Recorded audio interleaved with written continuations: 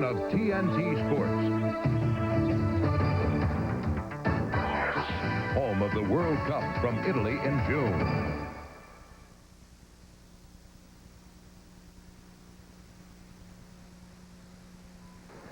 In game number 1 of tonight's doubleheader, it's the incomparable Michael Jordan taking center stage as he leads the Chicago Bulls against the Milwaukee Bucks.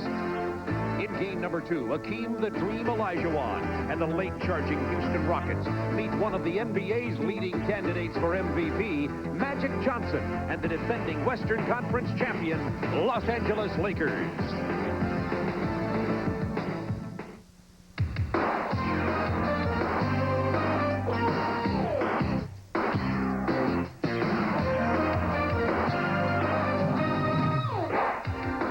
The Chicago Bulls' supremacy over Milwaukee is getting to be old hat. Michael Jordan and company have left the Bucks completely spellbound, winning 15 of their last 17 meetings. Chicago's young legs have outrun, outgunned, and out-hustled Milwaukee at every turn, leaving the veteran Bucks pondering ways to slow down the raging Bulls. Michael Jordan has Chicago primed and ready for a run at the NBA championship.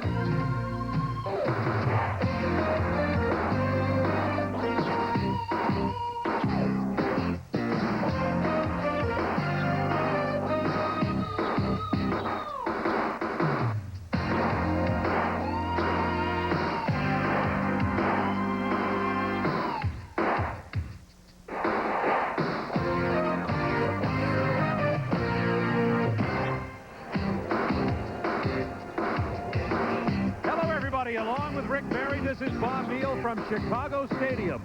Eastern Conference playoffs, first-round action tonight.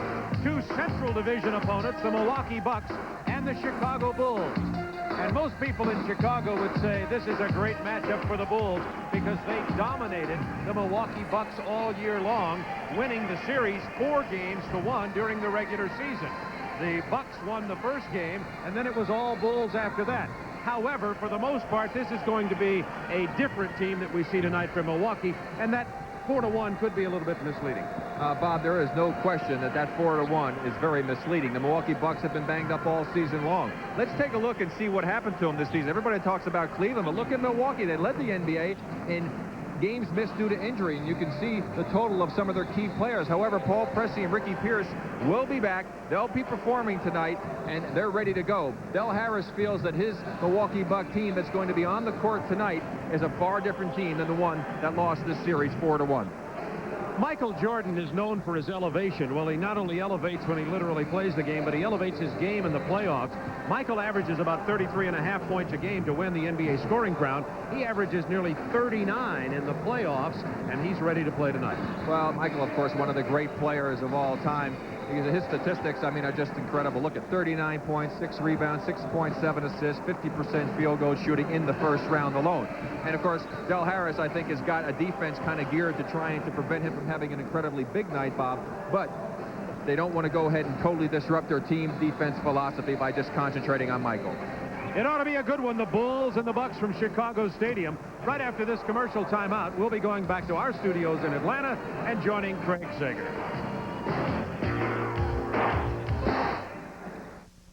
One sure sign of spring is the Spring into Savings catalog from True Value Hardware Stores, where the Suncast Hose Mobile cart, just $19.97, comes with a bonus Quick Connect nozzle.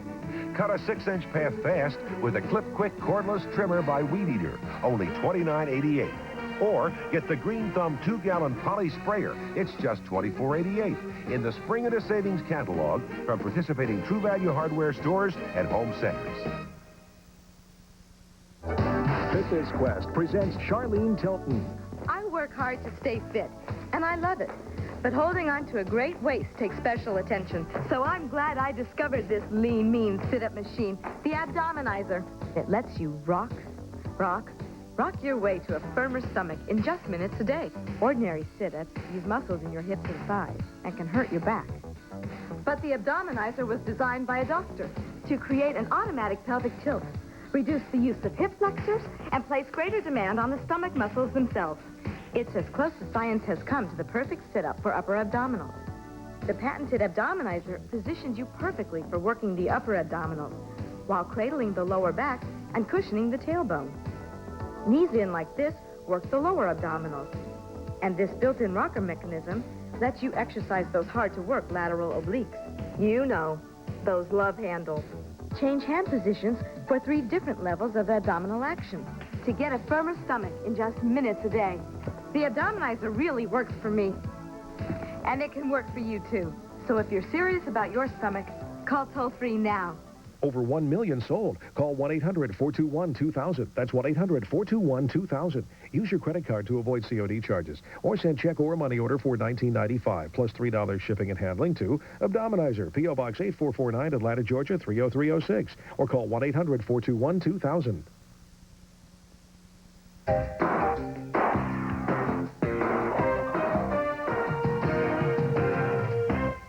The NBA playoffs continue tonight on TNT with an East-West doubleheader. It's the Bulls and the Bucks in Game 1 to be followed by the Lakers and the Rockets in Game 2. And joining me once again, Don Nelson, the coach of Golden State. And last night, the home team won all 5 games, but there are some close ones, particularly Cleveland and Philadelphia. Yeah, Philly was definitely tested in this game, and the play of the game, one of the greatest plays I've seen this season. I want you to watch Charles Barkley right here chase down Craig Elo, who is going to have an open court layup. And it's one of the great athletes that we have in our league, Charles Barkley. He's very tired towards the end of the game. This would have made it a 3-point game. Not only does he block the shot, he pins it for a jump ball, and that was the game. Philadelphia got the jump ball and, of course, went on to win that game to take a 1-0 lead in the series. Let's look at the rest of the brackets out east. Boston took care of New York, had a pretty good first half. The Knicks did, but Boston took care of business. Detroit, I don't believe, was tested. They're getting their rhythm down. They're going to be tougher as it goes along. And of course, we'll have Chicago, Milwaukee coming up in a moment. What about out west? San Antonio, I think, is just too much for Denver. Portland is going to be tested by Dallas before this series is over, but they're up 1-0. And later tonight, we'll see the Lakers in Houston right here. Also coming up at halftime, we'll have Chuck Daly with us, who has a, quote, off day, getting ready for Indiana tomorrow night. But up next, Game 1 of tonight's doubleheader is the Milwaukee Bucks against the Chicago Bulls as the NBA moves on TNT. The 1990 NBA playoffs on TNT are brought to you by Miller Genuine Draft. When things heat up in the NBA, tap into the cold. By Jeep and Eagle, the official vehicles of the NBA. And by The Pump, by Reebok. Pump it up. As the Tour de Light rolls across America, someone else has joined the race to win America's favorite light beer, Miller Lite. They have struggled up the Rockies, where they pulled out all the stops. Yes, these guys would not pump pedals cross-country for just any beer. Only the less filling beer that really tastes great, Miller Lite. Yo, what are you? I took a shortcut. St. Louis. All right. Halfway there. Can you describe the experience of driving your new Eagle Talon in 10 seconds? I could, but I'd rather show you in 6.3.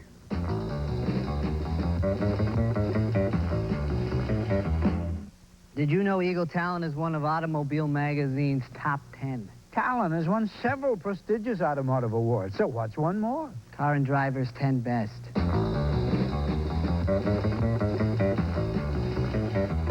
Wouldn't it be great to have a movie star mom? I've taken all I'm going to from you and from everybody else. Well, maybe not.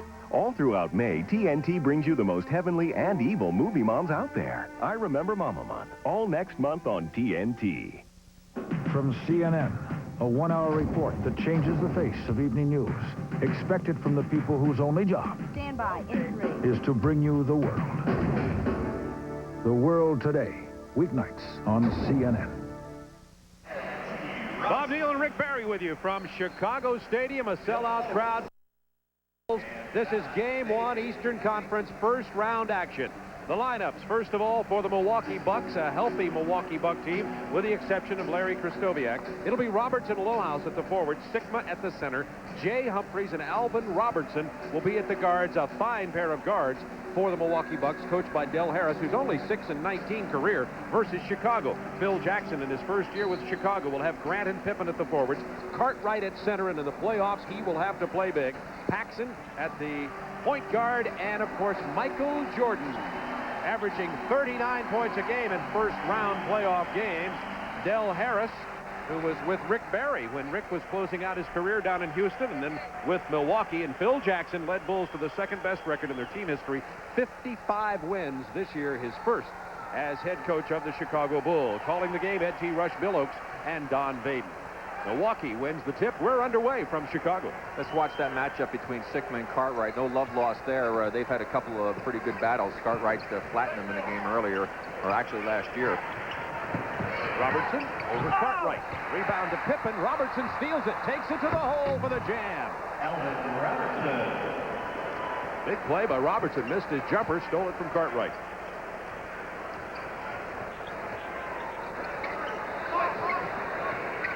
Here's Cartwright taking it inside early. Pass Lowhouse, and it's tied at 2.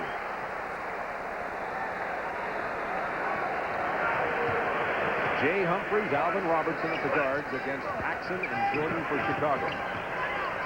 Sickma to Robertson. They've got Pippen on Sickma.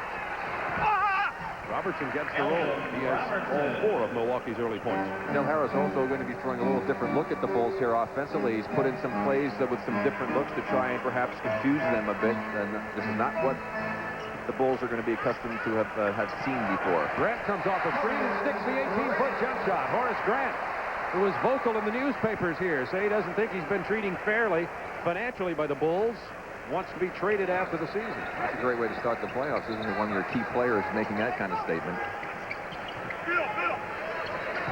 Jordan playing Robertson. Shot clock down to 5, 4, 3. Here comes Jordan. It's 3 on 2. Michael will pull up from 17.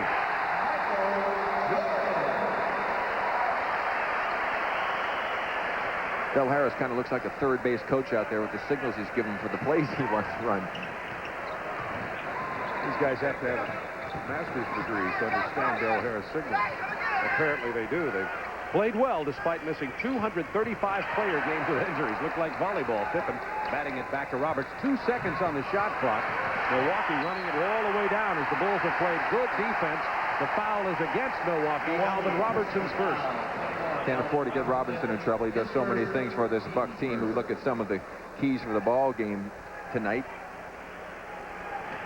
For the Bucks, they have to try to control the tempo. Don't want to get into a big running game. Patience with their offense to get those good shots and establish some kind of an inside game. They really don't have a great post-up player. Ricky Pierce will post up as a guard. Michael Jordan was left about a foot away from Robertson, and Jordan sticks it from about 19 feet. Does Michael have on some new shoes tonight? In fact, all the Bulls have black shoes on. Look like the Philadelphia 76ers. They'll love that comparison. 6 seconds on the shot clock. Once again, Milwaukee running that clock all the way down. 2 seconds, Sickma from long range. That's what they want to do, just eat up the clock. They don't want to get into that running game. But I'd be worried if I was on the Bucks and having watched Michael shoot his first 2 shots. He looks like he's got the nice, smooth rhythm going for himself tonight. He certainly had it our last regular season game with the Bulls at Boston. Chicago hasn't missed yet from the field. Pippen kicks it to Grant. Back to Pippen with 5 on the shot clock. The double clutch will fall for Scottie Pippen. Bulls 5 out of 5. And lead 10-6.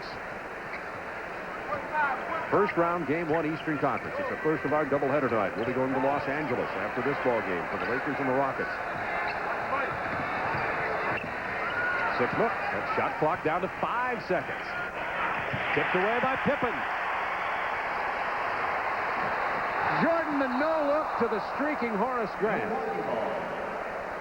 Out of bounds, it'll belong to Milwaukee. Keys to this game for Chicago. Well, they've got to try and play against this pick-and-roll play between Sickman and Humphries, which could cause them some problems. Also, defend the guards. A lot of really good, big guards for this Milwaukee team, especially when they bring people off the bench and try to disrupt their offense. We can look at some pressing and trapping. The lob out of place, and Alvin Robertson couldn't get it to jam it. John Paxson and Jordan.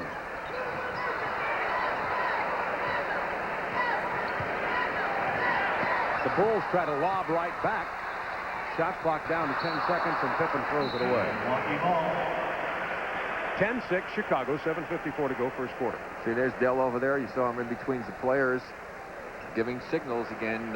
Hit and run.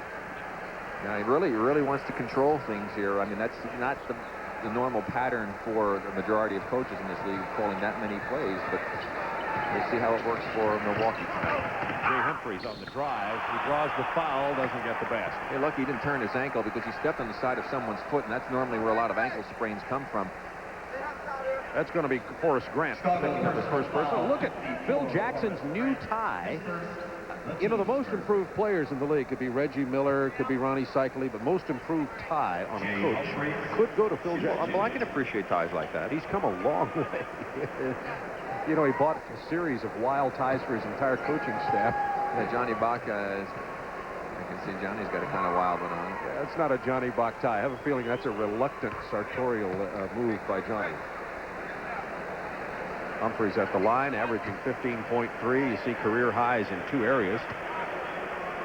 Career high at 3.3 rebounds. Not bad for a guard, however. Yeah, especially a point guard. He's done a nice job and a nice steady player for them. It's a 2-point Bulls lead.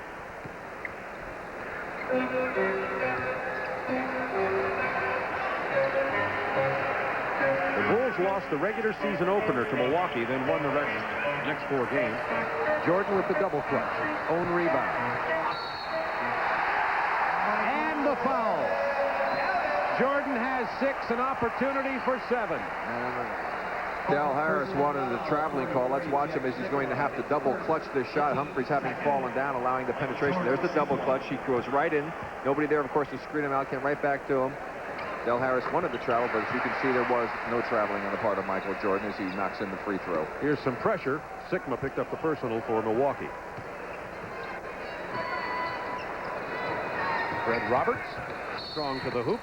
And that's what I like to see a team do when a team will come out and put the full court pressure on you, do some trapping, is to go ahead and attack them. Especially when you get the numbers down the other end, put a little bit of heat on them, make them think twice about coming out and doing that again. You burn them a few times and they have to adjust. Cartwright's first personal. Roberts in his 7th year from Brigham Young, former Boston Celtic. Bigger than he looks. He's a 6'10" forward. Sometimes I think teams forget that he's a sizable player. Yeah, you know, one of the things, too, about when they start running this trap out, you have Cartwright's in the ball game. You know, Bill isn't exactly the most intimidating guy back there as far as blocking shots. It's not quite like the Knicks throwing the trap for press at you and having Patrick Ewing the back man.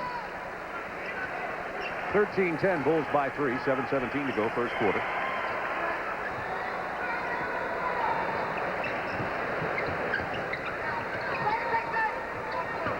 Jordan with Humphries right in his face. 7 seconds on the shot clock. Pippen against Fred Roberts. Down to 4 seconds. Paxson open from the corner. He'll stick that about every time. That's not a good double team by Alvin Robertson. They had good defensive position, Roberts on Scotty that time, and he left a really good shooter open. And you saw what happened. That's an automatic for Paxson. Chicago 7 out of 8 from the floor. They lead by 5. Lohaus for 3. The 7-footer. Yeah, well, there's 2 7-footers, Sigma, Lohaus, who like to shoot the 3-point shot. Kind of strange, but they're effective with it. Bulls by 2. Both teams being very patient early on. 7 on the shot clock for Chicago. Cartwright against Sigma. 3 on the shot clock. Sigma keeps him away from the hoop nicely. Lohaus gets the air ball. Bucks can tie or better on this trip. Humphries with a tough off-balance shot. Paxson did a great job forcing him out of the driving lane, and they made the hoop anyway. It's tied at 15.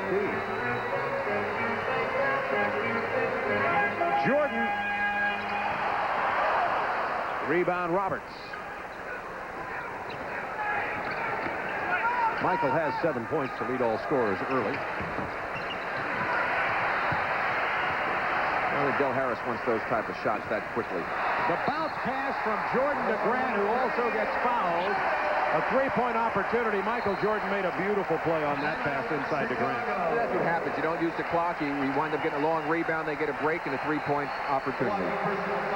Lohaus picks up the personal. We'll be back to Chicago in just a moment.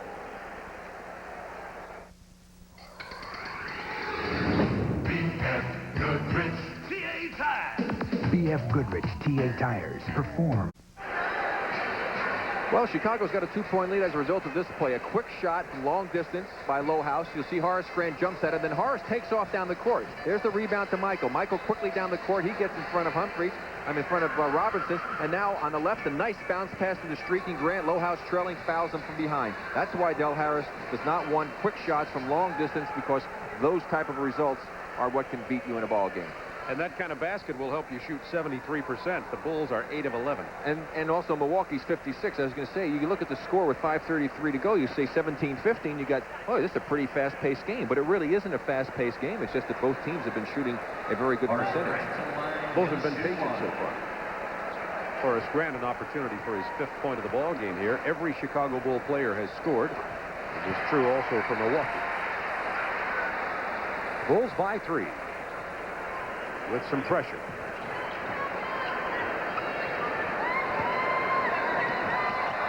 That looked like a double dribble.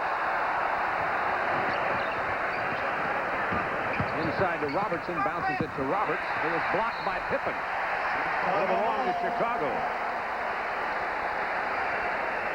Second block of the game by Scottie Pippen.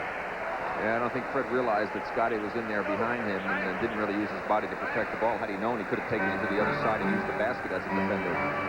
Big difference in Pippen and Grant this year over last in the playoffs, due primarily to the fact that they have that playoff experience. The Bulls almost went to the conference finals. Pippen hadn't gotten hurt. I think they might have beaten Detroit last year. That's good help by Lohaus there. Alvin Robertson. Sigma wanted the 3. Roberts got bumped out of position by the shorter John Paxson, and the ball was thrown over his head. No whistle. I think Paxson grabbed his left arm, actually, and prevented him from jumping up to catch that pass. Nice play, John. Cheating, but nice play. Any children watching, please do not do that in your rec league games. There's that Bucks defense. It's 3-on-2. Robertson jams it in front of Jordan. See, those are the kind of opportunities that Del Harris likes to have created, off the defense. They will run if they get those type of breaks. Otherwise, they're going to take the time. Greg Cadillac Anderson will be into the ball game for Milwaukee shortly, along with Ricky Pierce. Jordan missing from the perimeter. Lohaus doing a nice job on the boards and playing inside. Playing very physical, much more than he had previously. Got Sigma. Nice pass from Jay Humphries to Sigma. And the Bucks have taken the lead by 1 with 4:05 to go in this first quarter. That's the play we talked about that caused some problems for the Bulls that they have to defend. Obviously, they didn't do it very well that time. I don't know the last time I've seen Sigma with a layup in there intentionally. 5 on the shot clock for Chicago. Then they will inbound it on their baseline. And here come Anderson and Ricky Pierce. Pierce, number 22, Anderson, 34. Bob, you got to be worried, too, if you're the Chicago Bulls, because they're bringing their best scorer into games, Ricky Pierce. Pierce, the leading scorer in the NBA among all the 6 men, and he got my vote as 6th man of the year. Stacey King out of Oklahoma comes in for Chicago. He's been playing better and better as the year has gone along. Plays center or power forward. He comes in for Cartwright.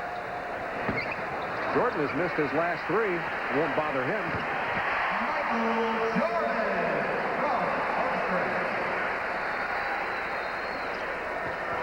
Bulls regain the lead, 20-19. And Michael has 9 points early.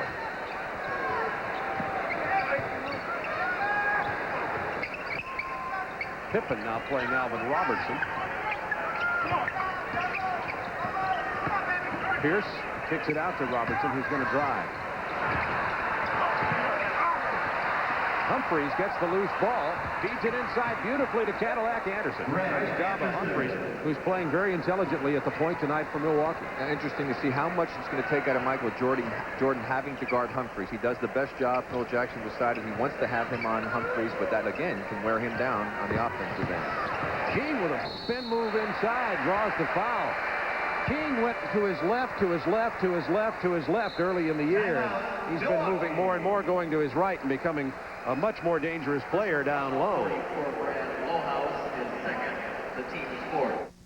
Gillette announces a razor that can sense the individual needs of your face. Introducing the extraordinary Gillette Sensor Shaving System. sensor blades are mounted on responsive springs to continuously sense and adjust to your face for the best shave a man can get. Closer, smoother, safer. New Gillette Sensor.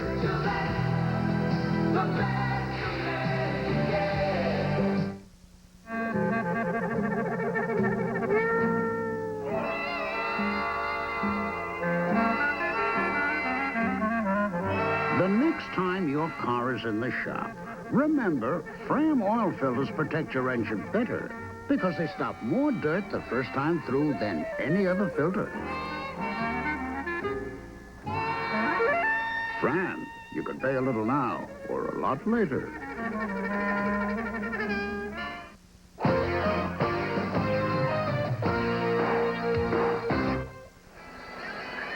Keep a look on the left center of the screen. You see why Milwaukee has a lead here. Some plays like this. Sigma playing good defense against Cartwright. Bumps him. Bill loses his balance. He goes back. He actually traveled, got away with it. Makes the errant pass. Can't be caught by Pippen. Here comes Humphreys off to the streaking Robertson, and he just takes it right by Michael Jordan, takes it home with authority. And then we talked about the pick and roll play. Watch Sigma come up and set a little screen on Michael. Humphreys comes off. Michael tries to go over. Cartwright jumps out. Michael didn't pick up Sigma on the roll. Easy two. This is the first of our doubleheader tonight as we continue to cover the playoffs on TNT. The second game, Houston will be at L.A. The Lakers could do no better than to break even with Houston in the regular season. Pat Riley was telling us in February and March that he was watching Houston carefully because he thought they would be a tough first-round opponent for the number 1 and the number 8 positions. Yeah, I mean, you have to be concerned anytime you go against a ball club that has a great player like an Akeem Olajuwon who could do so much and disrupt you on the defensive end, score points on the offensive end. You don't want to be in a close ball game with a guy like that. Stacey King sporting a new haircut. They missed some right on the back of his neck. We'll show you a little later. Stacey averaging nearly 9 points a game, nearly 5 rebounds, shooting a little better than 50%. Come on, definitely in the second half of the season. Bulls had the best record in the league second half of the season after the All-Star break. Usually takes centers and point guards a couple of years to make the adjustment unless somebody is just an exceptional player. Say David Roberts. Yes. That's the best example. 10 seconds to go on the shot clock for the Bucks. They trail it by 1. Stacey King got his own rebound, missed it, and Anderson is there. No reason to rush the second when he should have taken his time after he got that first rebound. Pierce inside to Anderson. He's fouled in the paint. Right now, the Bucks are a little sloppy with the ball. Del Harris trying to tell him. That's Stacey King getting the first personal foul. You know, Chicago's been talking about their developing bench this year. With a healthy Milwaukee team, remember Kristoviak is out, but this Milwaukee team's got a good bench. When you bring Anderson and Pierce off the bench. And the Paul Pressey. Exactly. He's not even been in the game yet. Pippen with another steal. He was third in the league in steals. Inside to King. No look to Jordan, who will bring it back out. Bulls lead it by 1. Jordan is 4 of 9 from the field. Pierce from long range, just inside three-point territory. That's a 2. Well, you can see why he leads this team in scoring. I mean, he is an exceptional shooter. He's defending Scottie Pippen.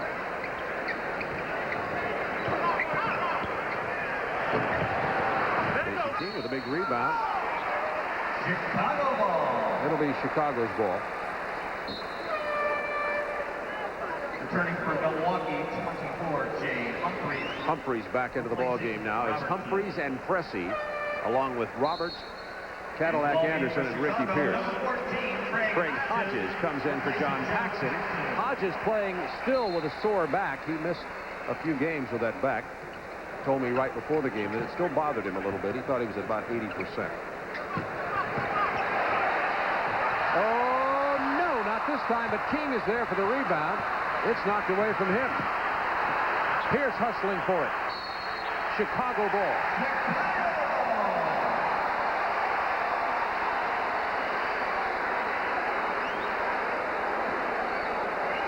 That's to look at the historical meetings between these two teams in the playoffs. The Bucks won back in 84-85 last time. Remember last year, too, Milwaukee came in and eliminated Atlanta in the first round. These Bucks are playoff veterans. They've been in 11 straight years. Grant with a 14-footer.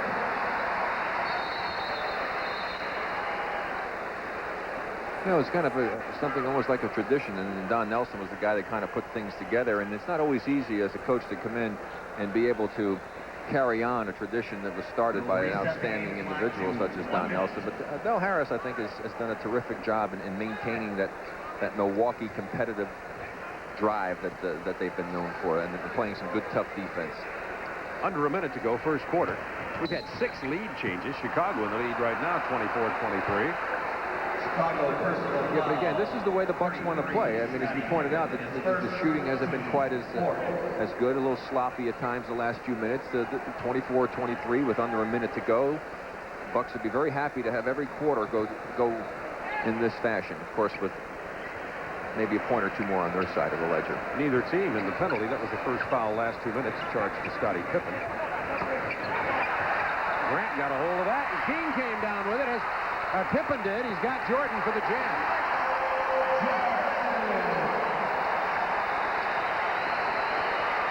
Bulls have played some terrific half-court defense here against Milwaukee in this first quarter. Pippen, Grant. Pippen steps over that time and commits the foul. One of the things that's happening with the Bucks, Bob, is that, and they're intent to try and be patient, run their offense. They're really telegraphing everything they're doing. And as a result, the Bucks have been the Bulls have been very active with their hands, moving around, getting a lot of hands and arms in the way of those passes. And the Bucks are going to have to at least make the guys think that they're looking to be offensive-minded, which what you do, put a little pressure on him defensively. It makes it easier to make a pass. But to just catch the ball, stand, and look where you're going to throw it, everybody in the building knows what's happening, and it makes it a lot more difficult to make an easy pass. Paul Pressey coming back off the injury. He makes a big difference when these two teams meet, particularly. Pressey in his 8th year in Tulsa. And see now Phil Jackson just matching up here with 3 guards in the ball game for the Bulls to go against the 3-guard basic offense that the Bucks have with Pressey, Humphries, and Pierce. About half a second difference in the game clock and the shot clock. Armstrong, Hodges, and Jordan in there for Chicago. Grant and Stacey King.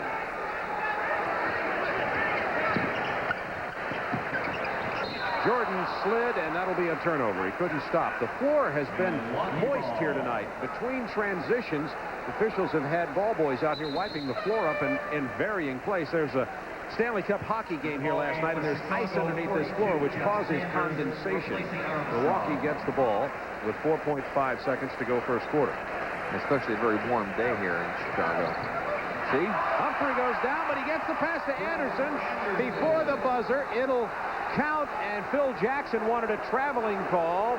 He does not get it, and he's about to get a technical, but he wisely goes back to the bench. Milwaukee took the lead on that bucket, 27-26, after the first period comes to an end.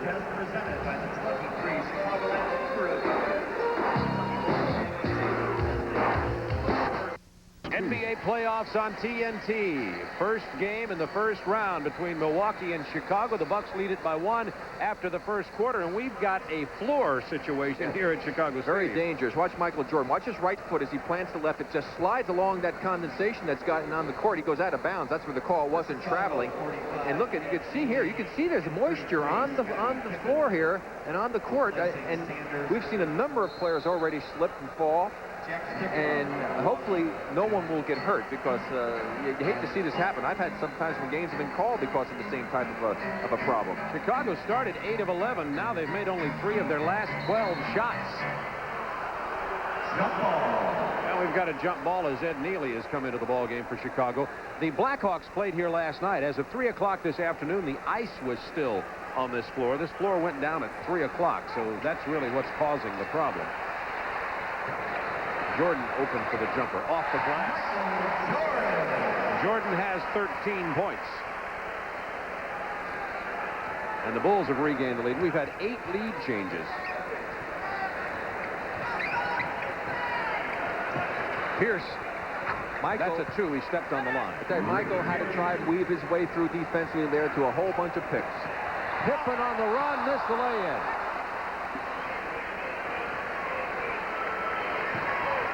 Bucks by 1, opening minute of the second quarter.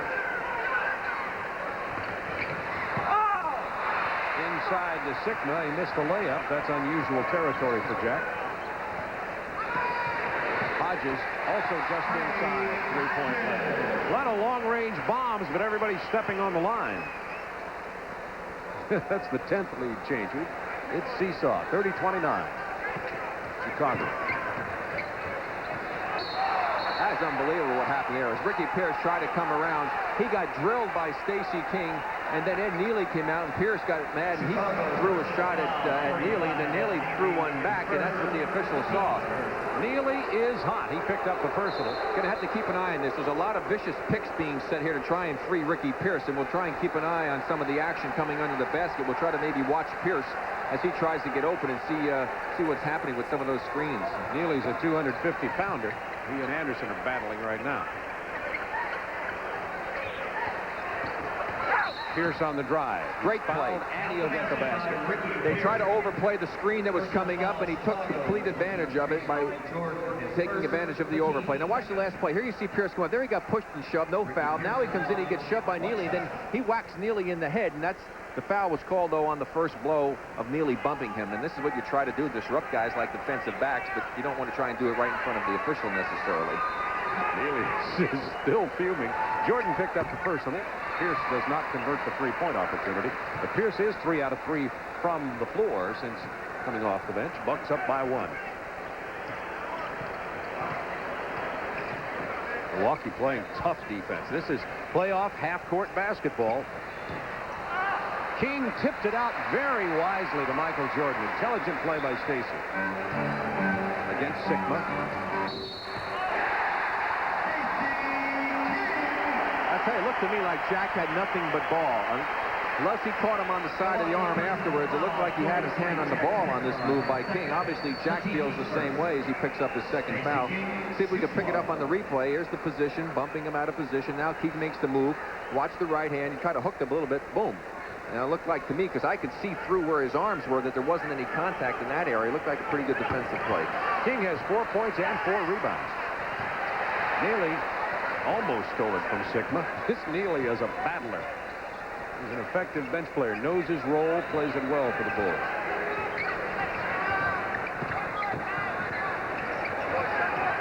Eight on the shot clock from Milwaukee. Nearly foul away from the ball as they're watching that situation closely. That's what we're talking about there. And Neely just nailed Pierce as he tried to go through and cut to the open side. Now Neely's having a few words to say to Ricky Pierce, words that we definitely don't want to repeat. Neely, a 250-pounder, I think I told you, 6'7" out of Kansas State. Look at what Pippen just did. Just knocked the man over.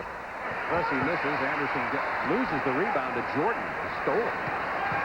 Pippen inside to King. Missed the layup. Jay Humphries.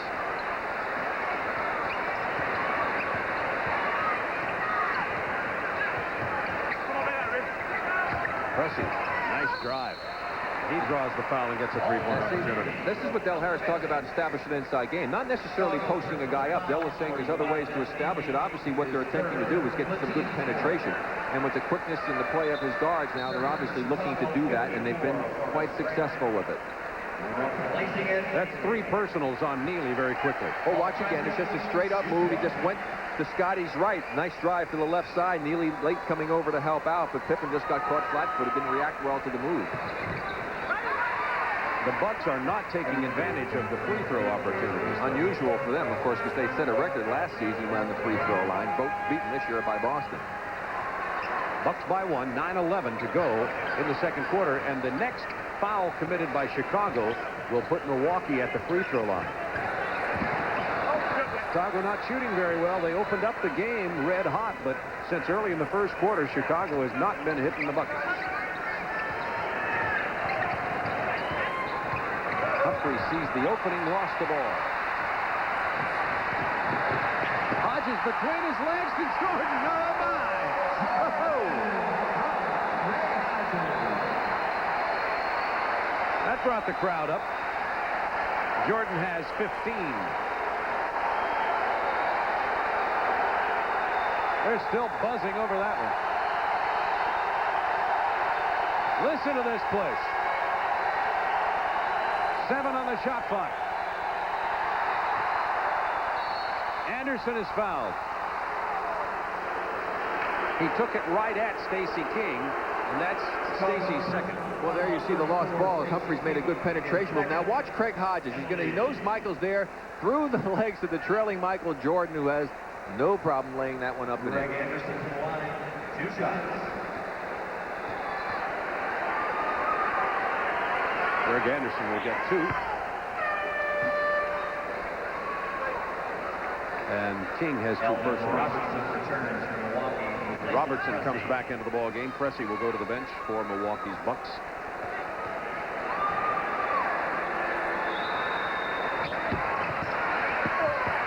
Grant with the rebound. That's 3 of the last 4 free throws, I believe, now that they've missed, which is not normal for the Bucks.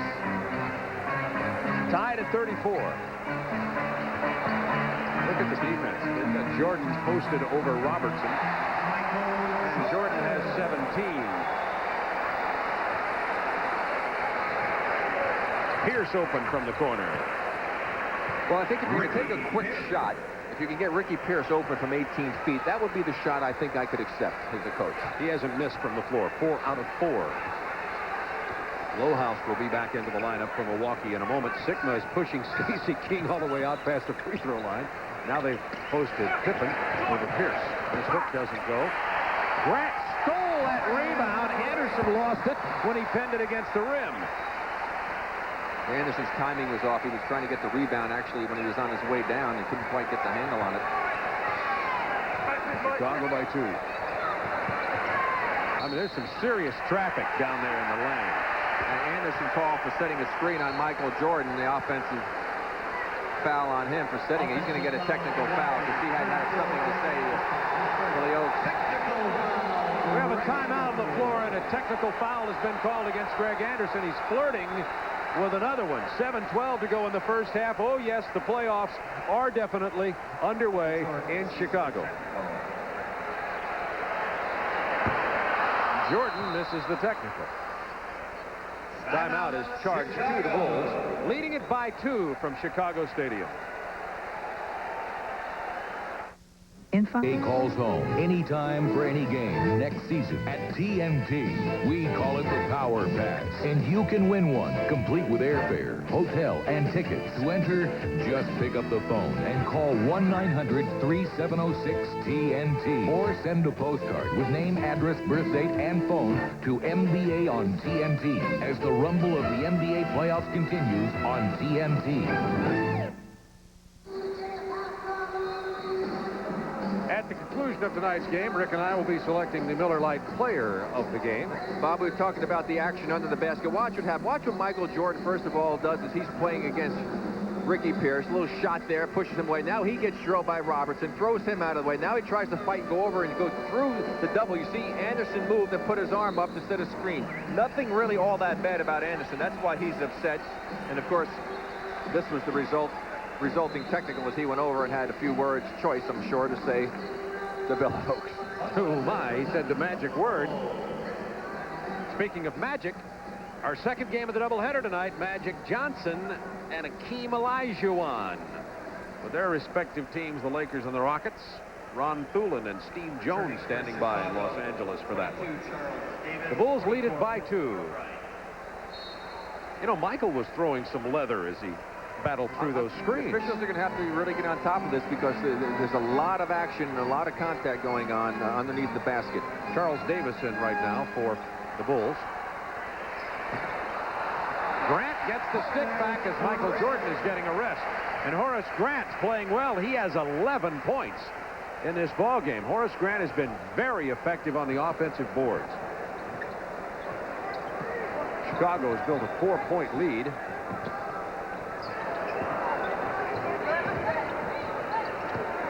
Pierce.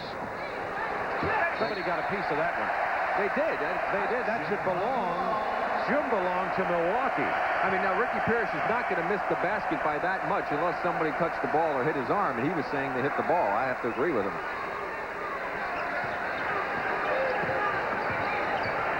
Nevertheless, Scottie Pippen looking to post up Cartwright.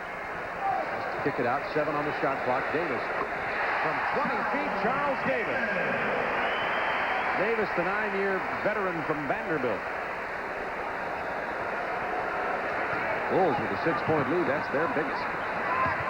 Anderson strong to the hole. Defensive assignment mix-up on that. Well, you get penetration and you get those people switching, and you're going to get opportunities like that. It was a big bucket for the Bucks. You know, they can't afford to start losing the lead with Michael on the bench. Humphries has 8 assists. Pippen misses from long range. Here comes Humphries again. Has Pierce on the left and Alvin Robertson, as you see, on the right. And he slipped after he made that shot, trying to get his traction underneath the basket. I see the spots of condensation. You can see them on your television right now. The spots on the floor that are shiny or glaring, those are condensation spots coming up from the ice. Cartwright is fouled by Anderson. Milwaukee personal foul. See how the Bucks got themselves back in this one. Is there you go, the penetration move by Humphries. He drew the defender into him. Davis came, and then coming in strong was Cadillac Anderson to get the dunk. Anderson has 7 off the bench. He's been effective. 42-40, Chicago leading it by 2. 5:21 to go in the first half. Good playoff ball game for you tonight. Much better execution than we saw in Portland last night. Portland defeated Dallas in a very ragged game, but Portland happy to take it. I don't know if you saw that action. At that time, Cadillac, as you see the stats on Bill Cartwright, just kind of had a little talk with Bill Oakes and gave him a little tap on the leg, kind of making up. Chicago has missed their last 3 free throws after Milwaukee set the tone at the free throw line. Cartwright gets that. Cartwright has only 3 points in this game. Pippen has scored only 2. Paxson only 2. Grant and Jordan have 28 of Chicago's 43 points. The pressure, 4, 5, 6 seconds, nearly 7 seconds to get it across the timeline. And Milwaukee doesn't mind. Humphrey slips. That caused that turnoff. A great save by Pippen. Hodges he wanted the 3 there. He'll take it from down here. Robertson with a rebound, and he gets a loose ball foul called on Chicago. I'll tell you, I don't want to make a book around. I'm afraid for the players out here. There are too many wet spots out here, too many people sliding around. You could too easy to go ahead and turn, twist a knee, pull a groin, do something really, really bad. It's just not. It bothers me that there's a letting this happen. Now watch it as he comes in there. Humphries, watch. He's going to try to stop. Boom! He just slides because there's all that condensation. Just lost his traction. Oh, here's a towel, Rick. I mean, get out there. I'm serious. You know, I've had a playing situation. Like what happens as a player, and it happens to you, all of a sudden, I mean, it's hard to concentrate on the game because you're so worried about hitting a wet spot and slipping and getting hurt. That foul, by the way, the loose ball foul was on Davis, as Michael Jordan didn't get a very long rest. He's back into the ball game. John Paxson, Horace Grant, Scottie Pippen, Bill Cartwright. Chicago has their starters on the floor, as does Milwaukee, except for Anderson. Sigma's still on the bench for the Bucks. Pippen, nice move inside. No chance. Didn't have the correct spin on. Yeah, interesting may be a better word. Horace Grant limping. Lowhouse, bullet pass inside. It hit for Anderson, then it hit Roberts and went out of bounds. Grant holding his right knee. He's got a bandage on that knee as Mark Feil, the Chicago trainer, comes out to talk to Horace Grant. It's 43-41, Bulls by 2, 4:29 remaining here in the first half. Talking about the floor, Bob, look at Bill Harris as he's looking down and checking and feeling the floor because he's seeing his players slipping and sliding all over the place, having something to say about it. And the spots are everywhere. It's like landmines. They're about every 3 or 4 feet apart. Horace Grant, with the sore knee at the moment, looks to be all right, the best we can tell. He has 11.7 rebounds and 3 assists, one of the best first half efforts I've seen of Horace Grant all year long. Coming up at halftime, the Prudential Halftime Report. Craig Sager in our Atlanta studios, along with Don Nelson, with scores and highlights from around the league. Don with tape over his shoes, even in the studio. I wonder what Don would do in a situation like this. I mean, you've got to be concerned for your players' well-being out there. I mean, suppose Michael Jordan hits a spot and injures himself. I mean, there go your playoff hopes down the drain. A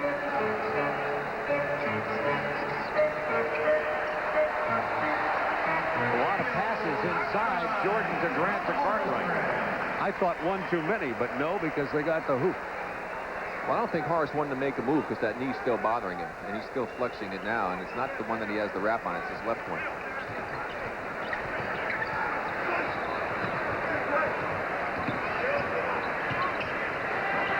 Fred Roberts with 5 on the shot clock takes it inside the paint, tried to finger roll. Jordan rebound. That's his 5th rebound to go with 17 points. Been a while since Michael scored, however. Maybe now. Hands it off to Grant. Jordan with the penetration. He'll get an assist now, building toward a triple-double. 4 assists, 5 rebounds, 17 points. Bulls back to their biggest lead in the game of 6 points. Sikma bounces it inside to Roberts. He's fouled by Michael Jordan. And that's 2 on Jordan. Well, Jack Sikma spotted Roberts down inside. You see, he had the good position inside. Nice pass to get it to him. Michael right across the right arm as Roberts went up for the shot, but terrific pass by Jack Sikma. Knowing full well that Fred Roberts is capable of handling the ball that low. Normally, for a lot of big guys, you don't want to throw it down around their ankles. It's not exactly the most ideal pass to handle. Roberts is 73% free throw shooter on the season. Milwaukee now 9 of 13 from the line. Chicago only 5 of 8. Well, what a series Fred had last year against Detroit.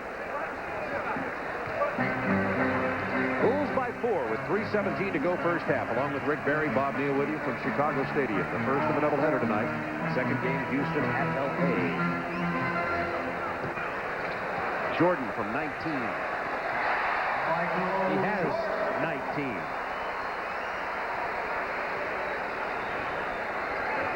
And it is 1990. And he was 9 for 16, so you can get a 1 and a 9 out of that too, Bob, if that'll make you happy. I'd finish. And Lowhouse goes down, slipping on the floor. This is something has to be done. They got to figure something to do here at halftime. I don't know what it is, but Milwaukee has a timeout. 11 turnovers for the Bucks, 5 for Chicago. Did you know that even though your 800 service is working perfect, the Gatorade Slam Dunk.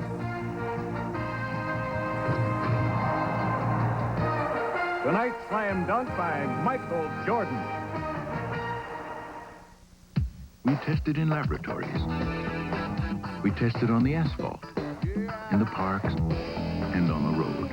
We tested when it's 102 and there's no shade.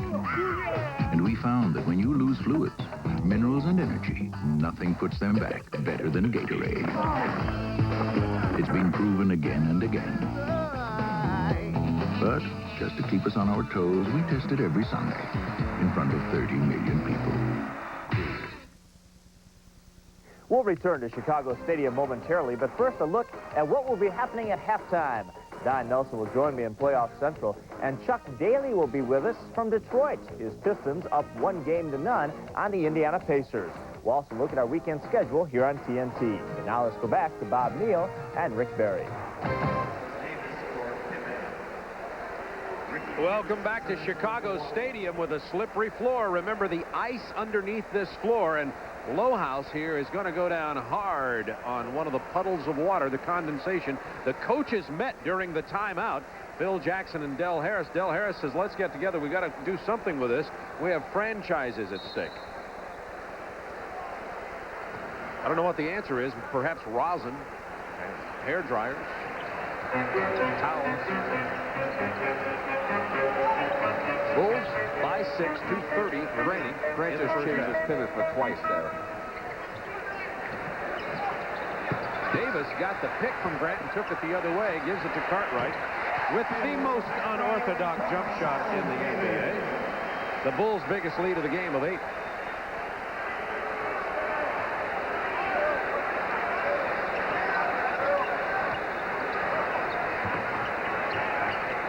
will take it strong to the hoop. Intelligent play. Pierce saw the flailing arms coming, and he just lofted a soft one. Well, the Bucks need a couple of good defensive efforts here. Stop the Bulls and score a basket or two themselves to keep it down in that 4 or 2-point range. They're pretty good right now, but they don't want to get it up to 10. Fall behind by 10. Cartwright, Sigma battling down there as Jordan lofts it into Cartwright. 5 on the shot clock. Rebound Charles Davis, blocked by Lohaus, and saved by Robertson. Minute 30 to go, first half. Bulls spreading the floor. The Bucks spreading the floor. 9 on the shot clock. Down to 5. Sigma will launch a long one and bury it. That's a 2. And the Bulls by 4 with a minute to go.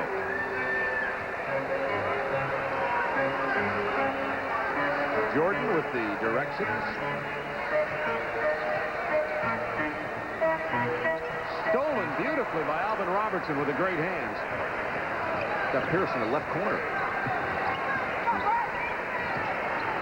Humphreys on the drive. Boy, no help defensively. The other Bulls on the other side had no idea where the ball was. That was just terrible man-ball relationship that time. Humphreys has 6 points to go with his 9 assists now, and it's a Bulls 2-point lead with about 30 seconds to go in the half. Cartwright against Sigma. He's isolated there. His jump hook won't go. Humphreys rebounds. Assist, points, rebounds for Jay Humphreys. Excellent first half. Well, the Bucks have done what they've had to do in the last minute and a half here. On a 6-0 run. Sigma for 3. Didn't get the bounce.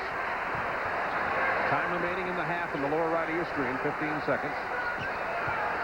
Jordan, like a man possessed, going to the hole. He draws the foul. Milwaukee personal foul. It was on Humphreys, his first. Pierce, check it. I'll tell you one thing, the Milwaukee Buck coaching staff probably takes the record for being up off the bench trying to help with the coaching duties to Del Harris more so than any other staff that I've seen. These guys are up constantly. Oh, he has an athletic staff with Mike Dunleavy and Calvin Mac Calvin and Frank Amler. Pippen only 2 points, only 1 of 5 from the floor, by the way, in the first half. He's been the least productive offensive player for the Bulls. Has a couple of blocked shots, though. Foul away from the ball. That's on Pierce also. And that's 2 on him very quickly. With 7 seconds to go in the half, Davis is going to get back in here for Chicago. They don't let him into the game yet. Michael Jordan shoots 2. Bulls up by 2. It's been a good game, marred only by the condensation on the floor, which is definitely a dangerous situation. Pippen will sit down. Davis in here for the final 7 seconds. Maybe Michael Jordan's sweating. He's worked one up, 20 points in the first half. Make it 21.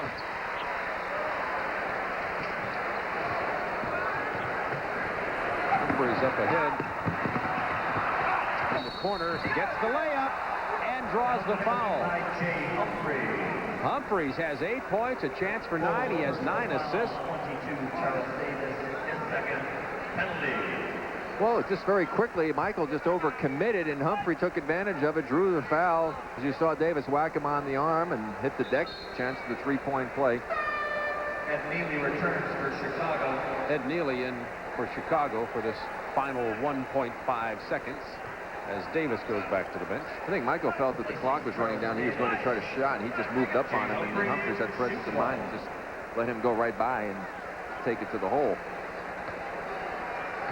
Humphreys could cut the lead to 1. I tell you, the Bucks have to be very happy with what's transpired here. They played a Buck-type ball game. They've controlled the tempo, and that's why they're right in it. Neely, the long pass to Jordan. He got the shot away and drew the foul. Oh, Only Michael Jordan. Well, I'll A tell great you what. pass from Neely and an intelligent play by Jordan. But I think a bad call. The official who made that call couldn't possibly see if there was any contact because he was screened off by the defender. He made that call from under the basket directly and back at the defender, had no idea whether or not there was contact being made on that play. The outside official was here, had the perfect angles of where we were, never blew his whistle. Bulls by 2, and Jordan will possibly make it 3. Bucks committed 3 fouls in the last 8 seconds of this quarter. Jordan misses it. Nevertheless, Jordan ends the half with 22 points. The Bulls lead it by 2. We have a beauty on our hands at Chicago Stadium.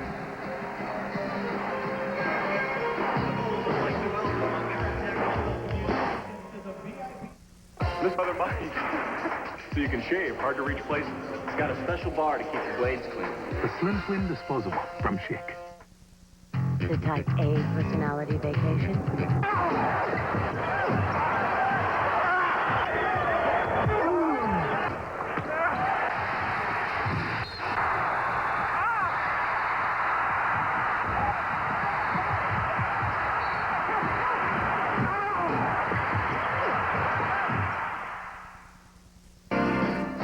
The 1990 NBA playoffs on TNT are brought to you by Jeep and Eagle, the official vehicles of the NBA, and by The Pump by Reebok.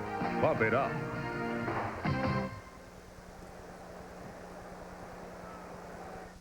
People keep asking. Charles Barkley connects to tie the score. Who will Boston turn to in the clutch? So the new Eagle Talon is all you'll drive. Is there a reason why? It's all-wheel drive. I know, but why? It's all-wheel drive. I know, but why?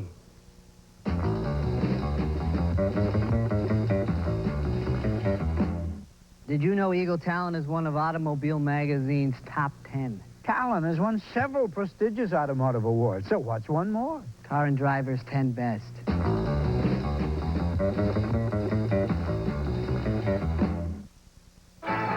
With the game on the line, Boston looks to Larry Bird to win it in the clutch. Goes to Bird. He's open.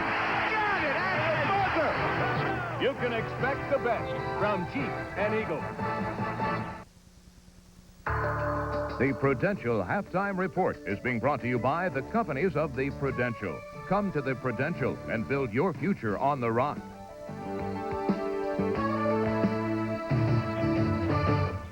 Well, the Bulls leading the Bucks by 2. Welcome to the Prudential Halftime Report. Hello again, I'm Craig Sager, and joining me once more in Playoff Central, Golden State coach Don Nelson. And Rick Barry mentioned that he'd like to hear what you would do if you were a coach, meaning the condensation on the floor. What would you do? Well, first of all, it's dangerous, so I would be concerned about my players. But when I think in terms of the game plan, you know, Del Harris wants the Bucks to slow the ball down. They want to be in about a 100-point game. The Bulls would like to get the numbers up. They'd like to get in there 110, 115. They'd like to run a fast-breaking kind of an offense. They're not going to be able to do it on a slippery floor. You know, it's almost like when you walk on ice. You don't walk very fast. You walk slow, and that's what Del Harris wants to do. So it may favor the Bucks. I would think so. Your teams have always had a reputation of overachieving the playoffs, even last year against Utah. But it began when you were coaching Milwaukee. Is continuing now with Del Harris. They're playing a very good game. Yeah, I think this is 9 straight years where they've been in the playoffs, and it's just very exciting to watch the Bucks play.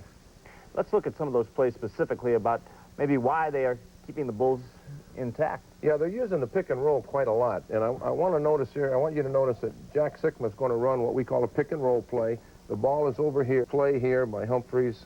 It's an early roll to the basket, and here's Sikma for the easy basket. They're running the clock with the pick and roll. There's another pick and roll, or a pick and pop as we call it, that's going to be coming up next. And I want you to watch the same play right up here again with Sikma. This one's not quite as successful, and the ball is picked off in here, and this is what the Bulls want to do. They want to go this away. They want to go in a fast break to the other end, and Craig Hodges makes a nice, neat little play here that's kind of fun to watch. Here's Humphries once again. Sikma picking and popping. Ball is picked off by you-know-who, Jordan. And now watch Craig Hodges right here. He knows what's happening behind him. Through the legs. There's Michael Jordan, the man. Easy two. Nice play. 2 of his 22 points so far in the first half. Jay Humphries, who we saw in the nice play beginning, he's having a good half, too. 9 points, 9 assists. Yeah, he really is. And, you know, Elvin Robinson is a guy that I think is playing great. Now, he's got to guard, of course, Jordan. but he's really a factor. He's a very physical presence. Later tonight, we'll have Game 2 of our doubleheader. The Los Angeles Lakers at home against Houston. And also going on tonight, the Phoenix Suns are playing the Utah Jazz. We'll keep a close eye on that game. As the NBA playoffs continue on TNT, the NBA moves on TNT.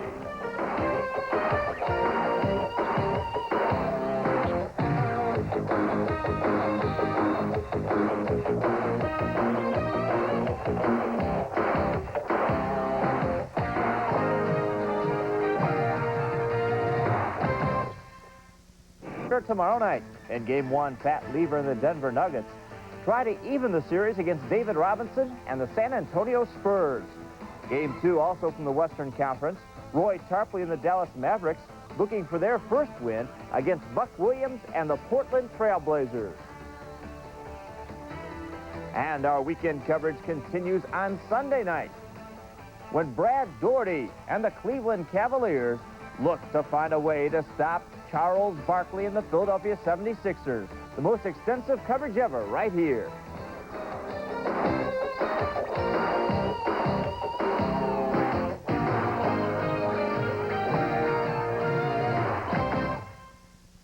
We go above. Its spirit, launched from a million schoolyard dreams.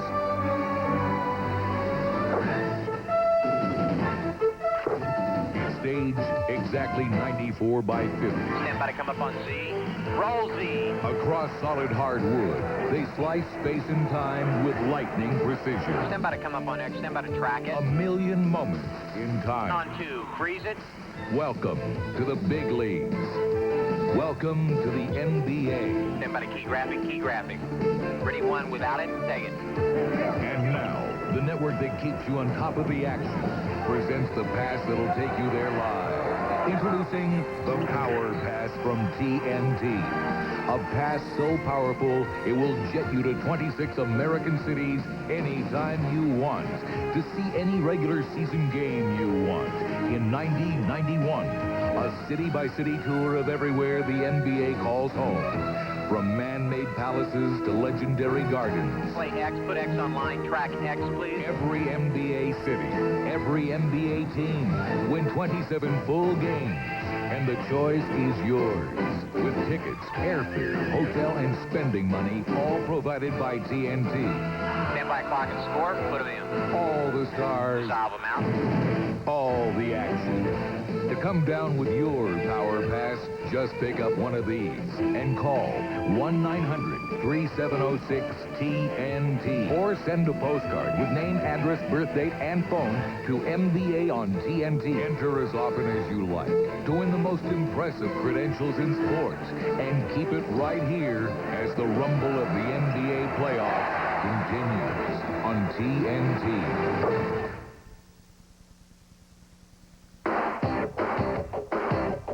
Making it great inside the NBA. Brought to you by Pizza Hut.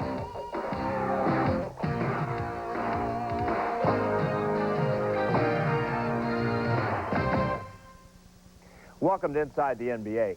It's an off day, if you want to use the term loosely, for Chuck Daly and the Detroit Pistons. They're up. He has those ugly fish ties that he started out with. Looking pretty good there, Don. That's studio. That's TV for you. That's right. You get Daly and Nelson there. A little competition going on. We've got some competition here. 54-52, Chicago leading. 15 lead changes in the first half. We see Milwaukee, fantastic shooting, 65%. Chicago, 49, not too shabby. But Bulls got 16 more shots. They only turned it over 6 times to 11 for Milwaukee. That helped them get some extra shots. Plus, they did a heck of a job on their offensive boards. They were able to go ahead and get 8-1 on the offensive rebounds to Milwaukee, giving them those extra shot opportunities, thereby enabling them to keep a lead, even though they shot a far less of a percentage. Here's one of them as Pippen takes a little jump hook. Now watch Grant as he snuck inside. Anderson mistimes the jump, didn't screen the man off, didn't put the body on him, and Horace turns around and lays that one right back into the basket. Also, bench scoring from Milwaukee was instrumental in their being able to stay right in this game, but of course we expected that. The Bucks bench shooting 9 for 11 in field goals. Jay Humphries had a terrific first half. 4 of the Milwaukee Bucks, 9 points, 9 assists, 4 rebounds. Here he is taking a drive into the basket, getting by Craig Hodges, dishes it off as Davis comes over to Anderson, who takes it home strongly. But, of course, the man of the half, Michael Jordan, 22 points, 6 rebounds, 4 assists. Here's Michael getting two of his 22 points off of yet another offensive rebound for the Bulls. Definite pace in the Bucks' favor. Bulls only 4 points on the breaks. They haven't been able to get out and run. You pointed it out throughout the first half, Rick, that the Milwaukee Bucks have been able to establish the tempo and pace of this game. And also remember, the slippery part of the floor was down here in Milwaukee. Had a lot of problems with it. We'll see if they were able to correct the problem here at halftime. Well, while you were signing autographs, I was out there with my towel, so the floor should be better. Jordan inside draws the foul in the opening seconds of the first half. Alvin Robertson picks it up. That'll be his third, by the way, which could prove to be significant. Michael Jordan, shift 2. We do understand, on a serious note, the Bulls have added 4 additional helpers on each side of the floor to help wipe up the condensation out there caused by the ice underneath the floor here. The Blackhawks also in the playoffs in the National Hockey League. They played here last night. This floor didn't get put down till about 3 o'clock this afternoon, and it was nearly 90 degrees in Chicago. It was a great afternoon. Michael having a tough time at the line tonight. I think that's his 3rd missed free throw, if I'm not mistaken. Humphries defended by Paxson. Paxson with a long rebound, and Humphries had to grab him to stop the break and commit the personal foul, and that'll be Jay Humphries' second. His first, the team's second. And not very good offensive execution on that particular play. Jay's looking for people to throw it to, and just decided, well, I guess I have to shoot it. The clock's going down. Bulls 55-52, opening moments of the second half. Pippen dishing it inside to Grant, and missed the layup. Rebound by the 7-footer Lohaus.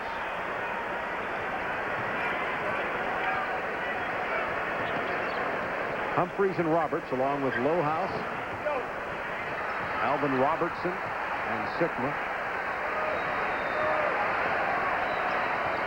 Bucks unable to score in the first minute, 15-second of the quarter. Jordan kicks it to Cartwright from 14. Jordan created that Chicago basket. Well, penetration just creates so many problems for a team's defense, and a good, intelligent player like Michael Jordan will find an opening.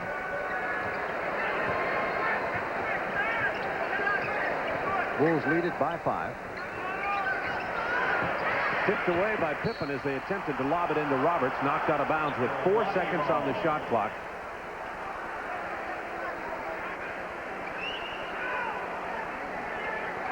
Phil Jackson, in his first year as Bulls coach, 55 wins. Lohaus on the drive. Offensive foul. Brad Lohaus now with 3 personals. I always wish that I could do this, you know. I can see Phil trying to get their attention. That'll do it. You know, I do that, but it's only for effect. That good whistlers like Phil and myself just do that for cosmetics. You whistle without the fingers there. 57-52 Chicago, 10 minutes to go, third quarter. Chicago led at 54-52 at the half. Following this ball game, L.A. entertains Houston. Pippen comes away with the ball after Robertson lost it. Grant with a big jam! Gil Harris may have to call a timeout here pretty quickly. Don't let things get out of hand, but I'm sure he'll wait and see what happens on this possession. Milwaukee has not scored since the half began. Robertson finally breaks the ice after 2 minutes 40 seconds had elapsed. Well, when this quarter's over, we'll show you a very interesting statistic that's taken place in this particular series with these teams. Third quarter, very important quarter. Pippen from long range buries that set shot.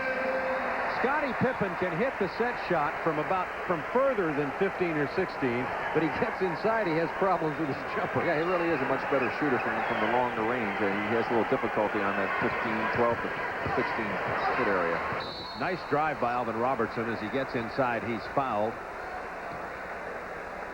Chicago personal. Grant second.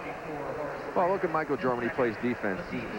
In here with his hands, trying to play the good defense. Times it. Now he reaches in there, is able to get a hand on it, although Robertson did lose a handle on the ball prior to Michael getting his hand there, but he is certainly an exceptional player. The fact that he plays so well on both ends of the court. It's not often that you see a player with his offensive skills play that tough defensively. Milwaukee only 12 of 17 from the free throw line, certainly below their average. 61-55 Chicago. Probably the only guard that comes to mind that would be in that same category that was a great one would have been Jerry West. Jerry has other things on his mind tonight, like Hakeem Olajuwon in Houston out in L.A. I guess Walt Frazier would be another. Cartwright, tough move inside, doesn't get the bounce. Lohaus battles and wins the rebound. He has 5 rebounds. Sikma down low to Robertson, back to Sikma into the paint. Nice ball movement. Fred Roberts gets the lay-in. Sikma with a good penetrating drive and then the layoff.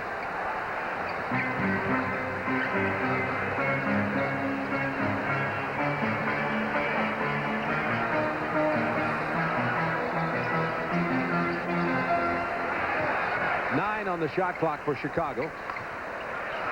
5 on the shot clock. Cartwright fouled as he leans in. Boy, they really bailed Bill out. He was out of control on that play. A Toreador move there, and Cartwright would have just fallen to the floor. And Del Harris knows it. Del Harris only 6-19 career versus the Chicago Bulls. Congratulate he and his wife on the new addition to their family. 2-month-old son.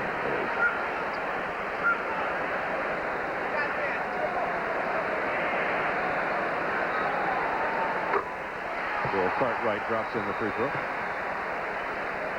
There you see trying to play defense. Roberts. Now watch Bill. He really kind of lost his footing, was off balance, and it looked like Roberts is trying to get out of the way, but there was some contact.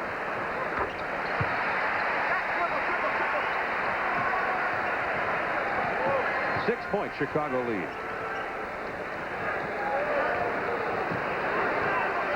Milwaukee has scored 5 points since the half began. Humphries with the drive into Roberts. Bad pass that time. Yeah, if he had dropped the bounce pass right to the basket, Roberts was cutting baseline, and he would have had a chance to catch it and dunk it. As it was, he threw it behind Fred, and he had no chance to get it. Bucks need a little injection of Ricky Pierce here, possibly. They've been not scoring since the half began. Yeah, well, he's just taking his sweats off, Bob. Cartwright powers it inside. Cartwright in this half has been intense inside to open up the second half, and the Bulls have built an 8-point lead, matching their biggest lead of the game.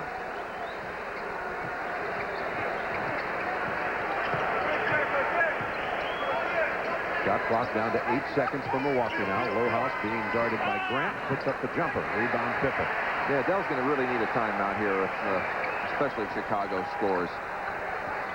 They got to get themselves back together and get Pearson in the end. Rebound Robertson. Roberts to Humphries, open from 10 feet. Jordan rebound. 7 rebounds for Michael. Paxson all the way to the hoop. He's fouled on the drive. Sikma is beside himself. He's called for his 3rd personal foul, and Chicago has called a timeout, but Del Harris needs it as much as they do with an 8-point Bulls lead.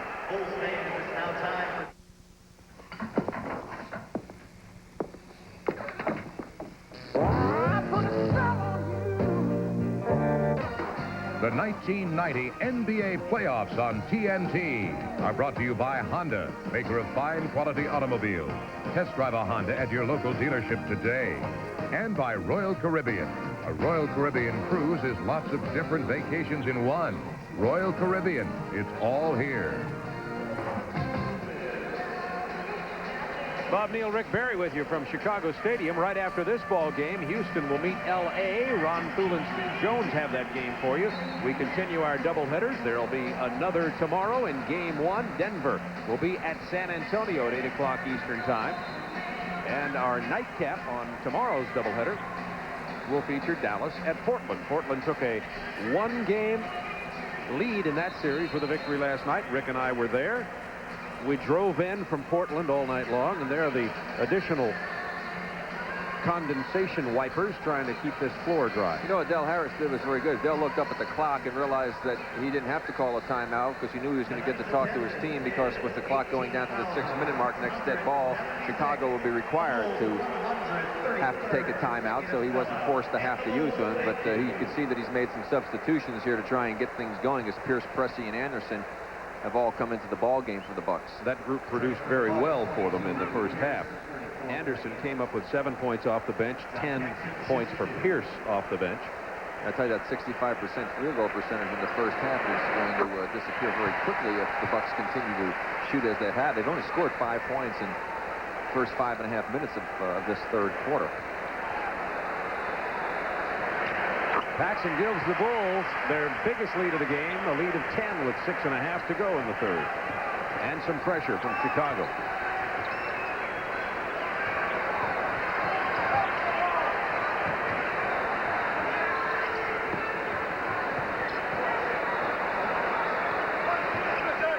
Pressey with 10 on the shot clock. Robertson defended by Cartwright. A mismatch somewhere. Pressey from 19. From Alvin Robertson.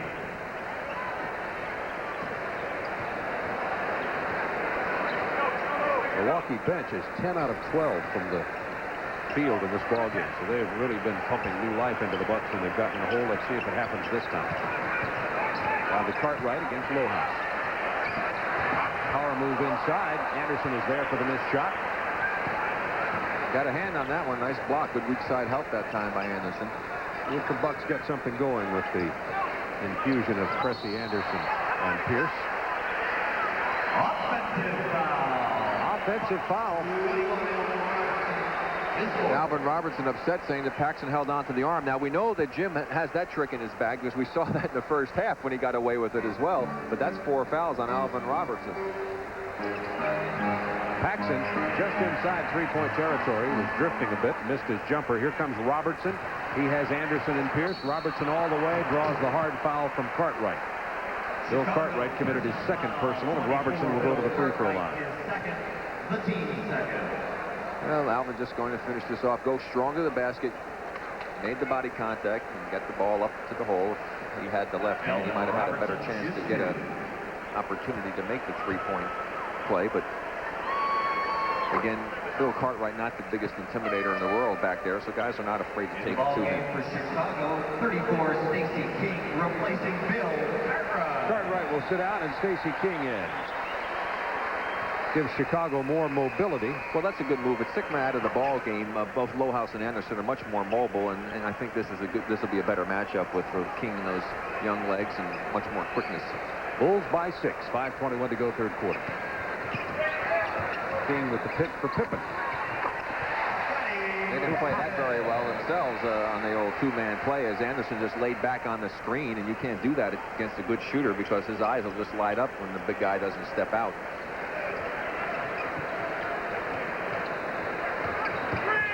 Pierce could have had a foul call there on Pippen. Stuck the jumper, wanted the foul. Pierce is 6 out of 7 from the floor.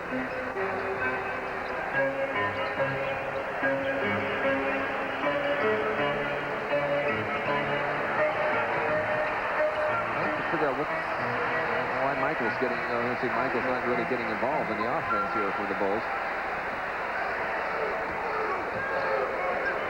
Jordan has 1 point in the half. Pippen draws the double team. 7 on the shot clock. Lohaus got a piece of that, and it still fell. Pippen heating up here. He has 8 points, only 2 at halftime.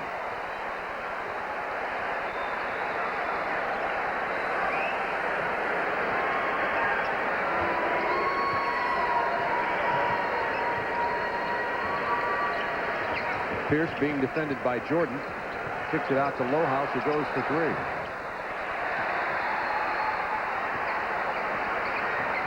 Bulls could build the lead back to 10 or more on this possession. Jordan inside. The pass couldn't be handled by Grant, and Jordan just took it there himself. Finally, Milwaukee comes away with it. Cressy and Pierce. Pierce fouled hard by Pippen, and let's see if they're all right. Yes. Pippen, anybody who wants to get an uncontested layoff with Pippen on the floor just better look over their shoulder. Well, again, Scotty from behind trying to track the play down, was able to get a block earlier in the ball game over Fred Roberts, who didn't realize he was there. And this time, however, he picks up the foul.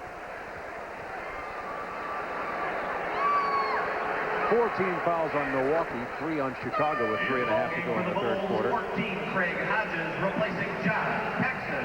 Craig Hodges checking into the ball game for John Paxson. Paxson pretty beat up toward the end of the regular season for the Bulls. Had to play a lot of extra minutes when Craig Hodges was out with an injury. Pierce gets them both, and Ricky Pierce has 14 points off the bench.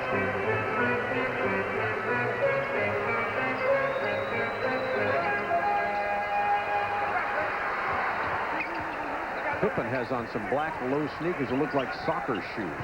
Or official shoes. Grant goes to the hole and draws the foul. Lowhouse. And he has 4. See, again, for the Bucks, the fact that they don't have a really legitimate post-up player, other than Pierce at times against some of the guards or using their guard people, it really makes it difficult. You have to shoot a great percentage, as they did in the first half, but if your outside shooting starts to suffer a little bit, and you're not able to get drives to the basket, it makes it a tough road when you don't get some of those big people in there for those easy hoops as you look at Horace's statistics. Yeah, the frown on Horace's face there goes along with his statement that he feels he's being treated unfairly financially by the Bulls, and said he'd just as soon be traded. He doesn't care where unless they treat him better financially next year. Meaning renegotiate. You mean he's not playing for the love of the game? Pierce gets the hoop, drew the foul. Will there be continuation? Yes. Jordan doesn't like it, and he argues. Jordan has 3 personals now. Michael Jordan, personal foul, is third. Ed T. Rush and Michael with the conversation. Ricky Pierce to the line, 6-1.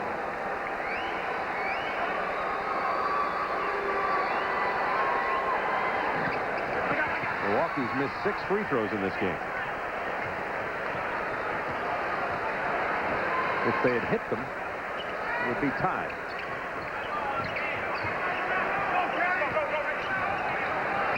Jordan.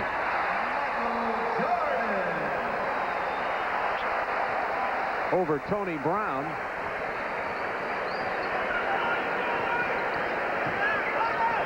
Jordan with 25.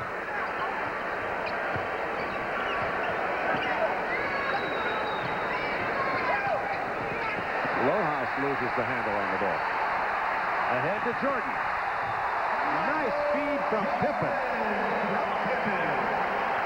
Bulls back to a 10-point bulge. Timeout, Milwaukee. That matches the biggest Chicago lead of the evening, and they're having a good time at Chicago Stadium.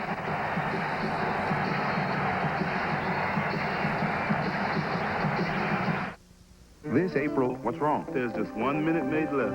I'll play you for it.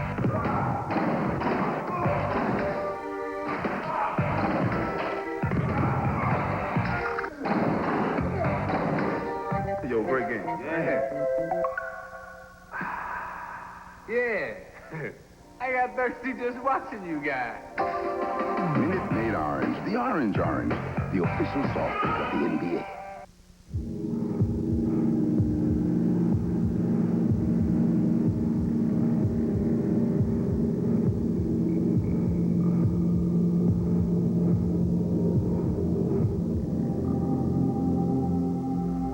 If it makes you nervous to have someone my size in your face, now you know how your kid feels when you're in his.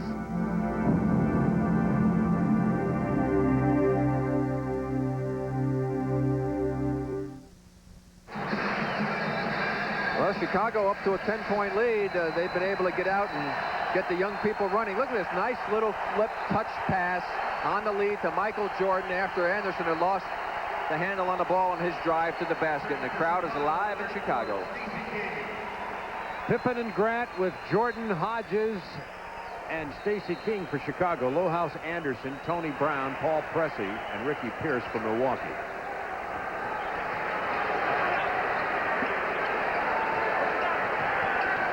Chicago has outscored Milwaukee 23-15 this period. Led by 2 at the half. 2 on the shot clock. Pearson triple team traffic. Gets the roll. Ricky Pierce with a tremendous basket. There were 3 Bulls hanging on him. He's only missed 1 shot tonight.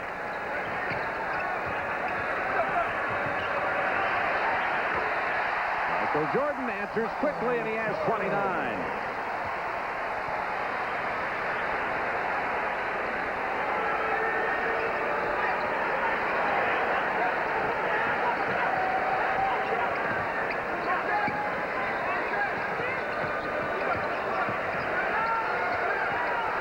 Pressey posted. Lohaus can't find anything to do with it but shoot it with 5 on the shot clock. Pippen on the run. Grant on the left.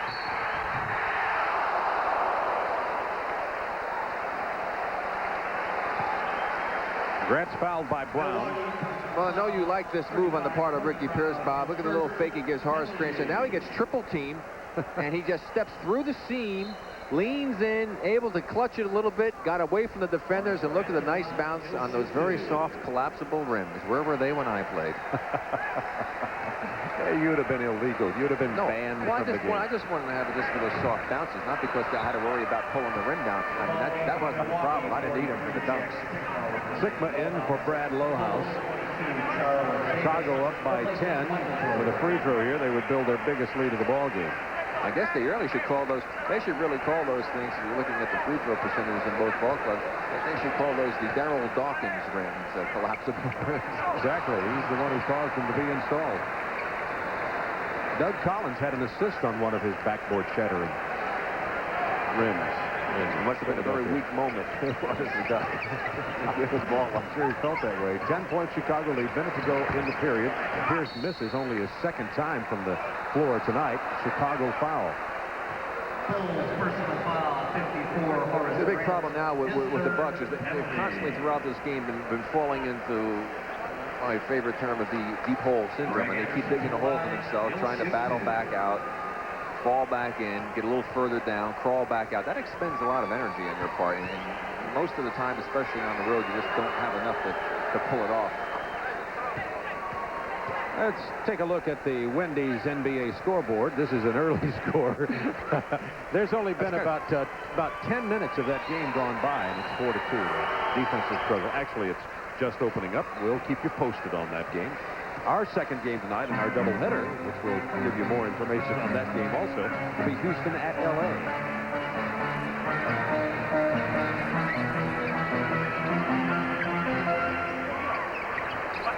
Nine on the shot clock. Jordan getting a rest. 5 on the shot clock. Illegal defense call against Milwaukee. That's the first. It'll be inbounded with a new shot clock. It was on Cadillac Anderson. It dropped down into the paint area. Davis and Hodges with King, Pippen, and Grant on the floor for Chicago. Jordan resting the final 30 seconds of the period. Nice pass inside from Hodges to Davis. But that Milwaukee defense is there. Tony Brown went into the expensive baseline seats. Here's the Chicago trap. Almost stolen by Grant. Tony Brown was all alone, but now with 7 on the shot clock, Sigma back inside to Pierce, that post-up move, and he draws the foul, and that's 4 on Horace Grant. Did you notice, however, that he hadn't gone down to post up until Michael Jordan went out of the ball game? They gave that to Hodges, which will be good news for Horace Grant. So Grant remains with 3 personals as B.J. Armstrong comes into the ball game for Charles Davis with 9.4 seconds to go in the quarter. Well, again, if past history means anything, the 3rd quarter will not sit very well for the Milwaukee Bucks. Pierce has 21 points off the bench. He's once again hurting Chicago. He does every time he plays them. Well, he hurts about everybody for that matter. 5 seconds to go in the quarter. Pierce with a long one. Oh, my. Oh. Well, the Bulls had led it by 2 at the half, built a 10-point lead, and now have a 5-point lead going into the final 12 minutes from Chicago Stadium.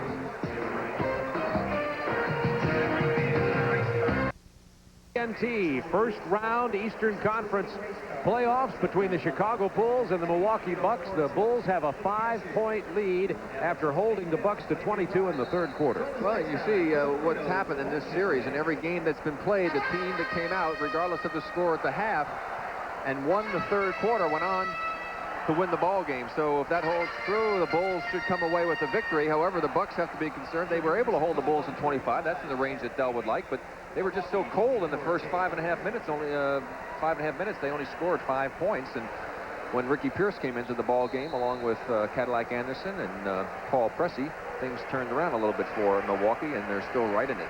Pierce had 11 points in the quarter. 79-74 Chicago. 12 minutes remaining in this ball game. Down to Anderson against Neely, rolled it in, and it's a 3-point Bulls lead. They had led by 10. Michael Jordan back in for Chicago, along with Pippen, Stacey King, Hodges, and Neely.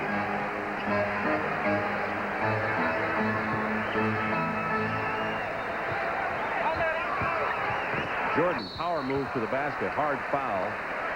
Could be charged to either Pressey or Cadillac Anderson.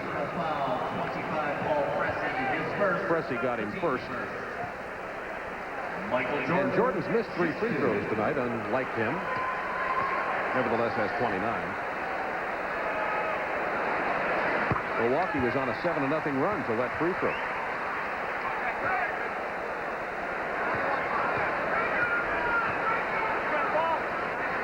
Our producer, Tom Hewitt, of course, before the ball game, thinking he was going to predict a big night for Michael.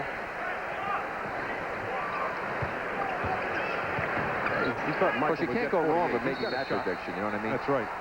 Here's foul in the backcourt. And hold it, 20-second timeout. No foul. 20-second timeout called. We have about 15 players signaling a 20-second timeout. We got it. A 5-point Bulls lead. Coming up right after this one, we'll be going to the Forum, the fabulous Forum in Los Angeles. Houston and Akeem Olajuwon will take on Magic Johnson and the Los Angeles Lakers. I still think the Lakers are the team to beat. Not Detroit, but the Lakers. The Lakers certainly are playing the best ball. You know, Joe Newgar's getting hurt really disrupted, I think, the Detroit Pistons somewhat. But, you know, until somebody beats the 2 respective champions in their conferences, I mean, you can't really say. But the difference is, Bob, is that these teams can't go out and play anything less than their best basketball against the other teams, so many other teams, if they're playing their best basketball. It used to be you can play a little bit subpar and still beat a team when they're playing their best. Not anymore. Too many teams are very close to both of those clubs. Yeah, the Detroit Pistons, I'll take that back a bit. They're a very tough playoff team because they can get so physical so happily. Pressey from 18. Left wide open, made him pay. And Paul Pressey has 8 points. His first points in the quarter as it's only a minute old, and it's a 3-point Bulls lead. Jordan lost Pressey just long enough to take the 18-footer. Nice move by Jordan to with a V cut into the paint back out to the 18-foot mark. I think he might have been able to get open in football as a wide receiver. Possibly. Jay Humphries goes for 3. Pippen with another rebound. Pippen's forte tonight, as usual, has been rebounding and defensive play. Jordan goes down hard. Looks like there could be an injury. Not to Jordan, but Pressey is slow getting up. He was holding on to his right leg, but he seems to be okay. 20 seconds on the clock. The ball will belong to Chicago. To Milwaukee. Timeout called by Del Harris with 10:24 to go in the game. And there you see the collision going on, and there Pressey gets that knee banged, and there Del Harris thought Neely had committed an offensive foul on the screen. Well, Neely's the man who knocked Jordan down, that's for sure. Timeout on the floor. We'll be right back to Chicago Stadium. Gillette announces a razor that can sense the individual needs of your face.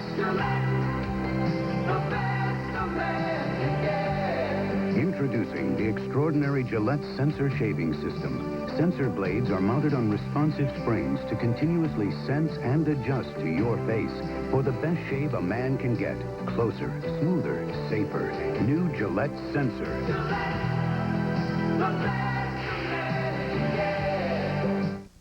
He will be putting you... Bench scoring, the Bucks outscoring the Bulls 40-8. Pierce has 21, Anderson 11, Pressey 8, and they're 16 of 20 from the floor. And the Bucks turnovers, one of the reasons that they are trailing in the game by 5 with 10:24 to go in the game. Sikma left open. He was too close.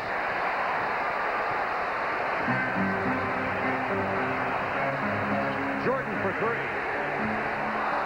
Long rebound to Pierce. And of course, that bench scoring, you expect that with Milwaukee, with bringing a guy like Pierce off the bench. Jay Humphrey, nice drive. He's fouled hard by Ed Neely.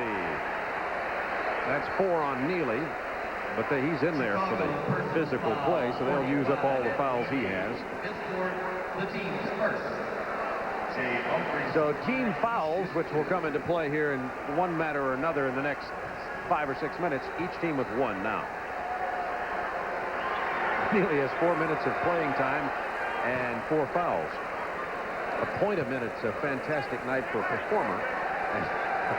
Foul a minute is at least a little to be desired. Although I did foul out an All-Star game once, I think, in about 9 minutes. There must be a story behind that. Humphrey That's a rookie. That's enough of a story. Bulls by 3. It's going to get down to it here. Bulls had led by 10, but the Bucks dug out of the hole now, so they're right into shooting range. Jordan, hard drive to the hole. He gets the foul and the basket. Jordan has 36 and has scored Chicago's last 12 points. He's hurt, though. Well, at least shaken up a little bit as he limps. You can see the obvious pain. Anderson picked up the personal. That's 3 on Cadillac. Let's watch the move. Michael, he gets the baseline, drives in, gets the body contact, and hits the deck pretty hard, but he's a competitor. He'll be out there. Converts the 3. Last 13 points for Chicago have been scored by Michael Jordan. Bulls by 6. And Jordan's also defensing Pierce, who just lost him on a screen. Air ball collected by King. The Bulls run.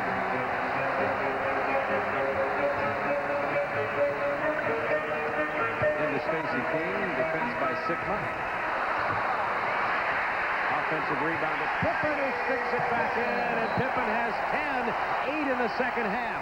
You see what's happening. The old hole again is taking effect. They slide down, they fight back, and then slide back again. And again, it's just so difficult to do on the road.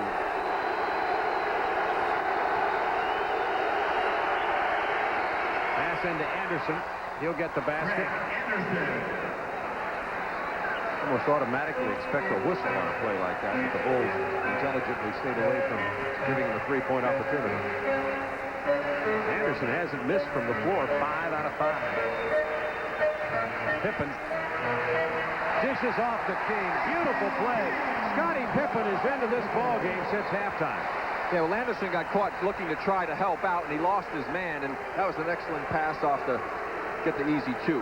Pippen, for all practical purposes, playing point guard, has 11 assists in this game.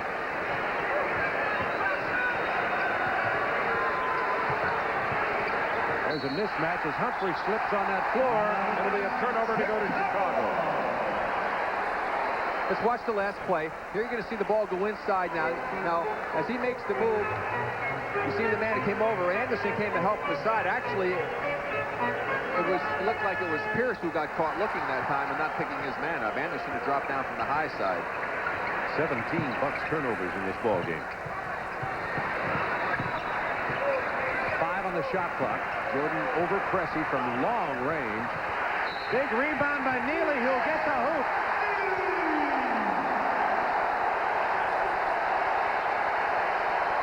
Ed Neely has playoff intensity here tonight. just a great effort on the part of Neely as he got the inside position, went up strong, able to finish the shot off and get it to the basket. But that's the kind of player he is, a hard worker. Pierce really pounded him right across the bridge of the nose, too. He just took the punch and kept on going. Yeah, he's one of those guys, you give him a hard hat.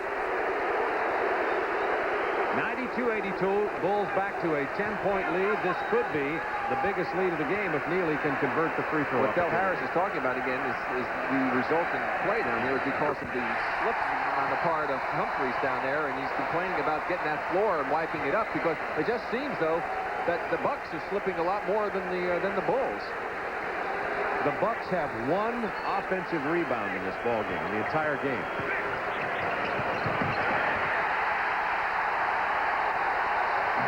18th Milwaukee turnover. Hodges gets the roll. Chicago is on fire, leading by 13. Timeout, Milwaukee.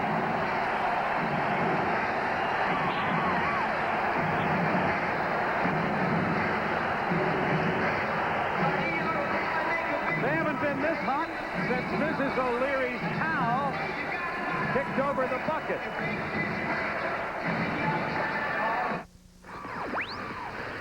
On to NBA leaders, the most points in a playoff game, yes, Michael Jordan. But look 4 names down, 1967, 55 points. You know what killed me about that? I missed 7 free throws in that game. We talked about the pick and roll. Now watch what happens here. Paul Press's not going to use the screen. He doesn't rub his man into it. He didn't set the guy up properly. They try to run it inside. Bad pass. Sigma can't handle it. And there's Neely. Then that converted down the other end as he kicked it out to Craig Hodges. Only one man back, and he was able to knife down through the opening. Pressy can't stop him. And the Bulls got control of this ball game right now. Bucks closed to 83-80 at 1.5 minutes into the period, but the Bulls went on a 12-2 run. Last 7 points coming off the bench with King, Neely, and Hodges. So the Bulls bench came alive here in the fourth quarter. Yeah, the deep hole syndrome is working again. Ricky Pierce missing from the perimeter rebound. King, another bench member with a rebound. 7 minutes to go in the game. Bulls by 13. Seemingly in control.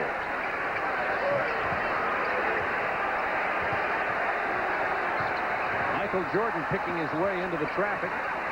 Over 2 defenders. Doesn't get it. Grant with another offensive rebound for Chicago. Well, 2 games we've done back-to-back there. The offensive board's playing a big factor. It was a big factor for Portland last night. Same thing here for Chicago.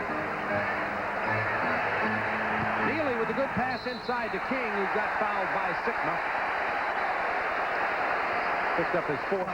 See, now the Bulls don't have to be in a big rush with their offense. They can take their time, use the clock, although they still have to continue, I think, to play the kind of basketball they've been playing that got them this lead. They don't want to go ahead and just change their whole style. There's still too much time left in the ball game with 6:31. Stacey King's first playoff game. He's playing like a veteran. 9 rebounds, here with a 7 points.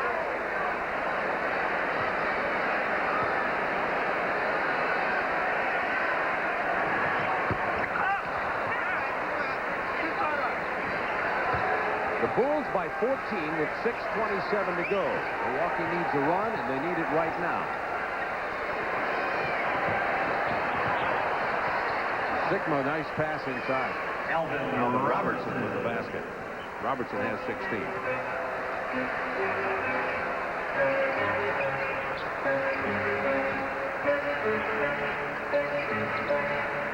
Jordan off about 2 or 3 screens, still draws the double team with 9 seconds on the shot clock. 7 now, and it'll be Chicago ball as Pippen is back into the game for Ed Neely, who gave him some great bench strength, and they love him in Chicago. It's a blue-collar town. He's their kind of guy.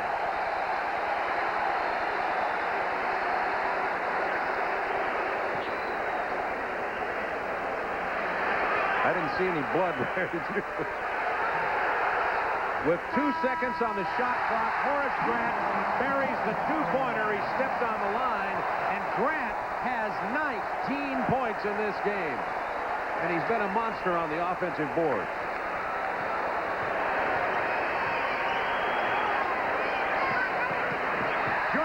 steal.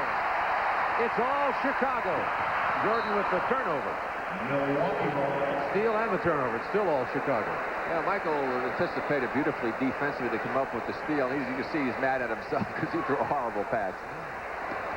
Pierce finally came back to offer Jay Humphries some help. Pippen was all over Alvin Robertson. Bulls by 14.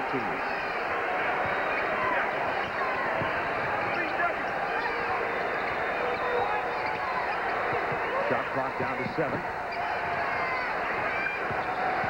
Robertson.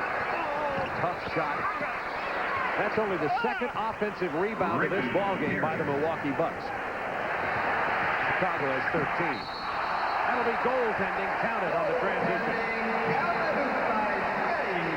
100-86. Credit to basket to Scottie Pippen, who now has 12 points, 10 in the second half.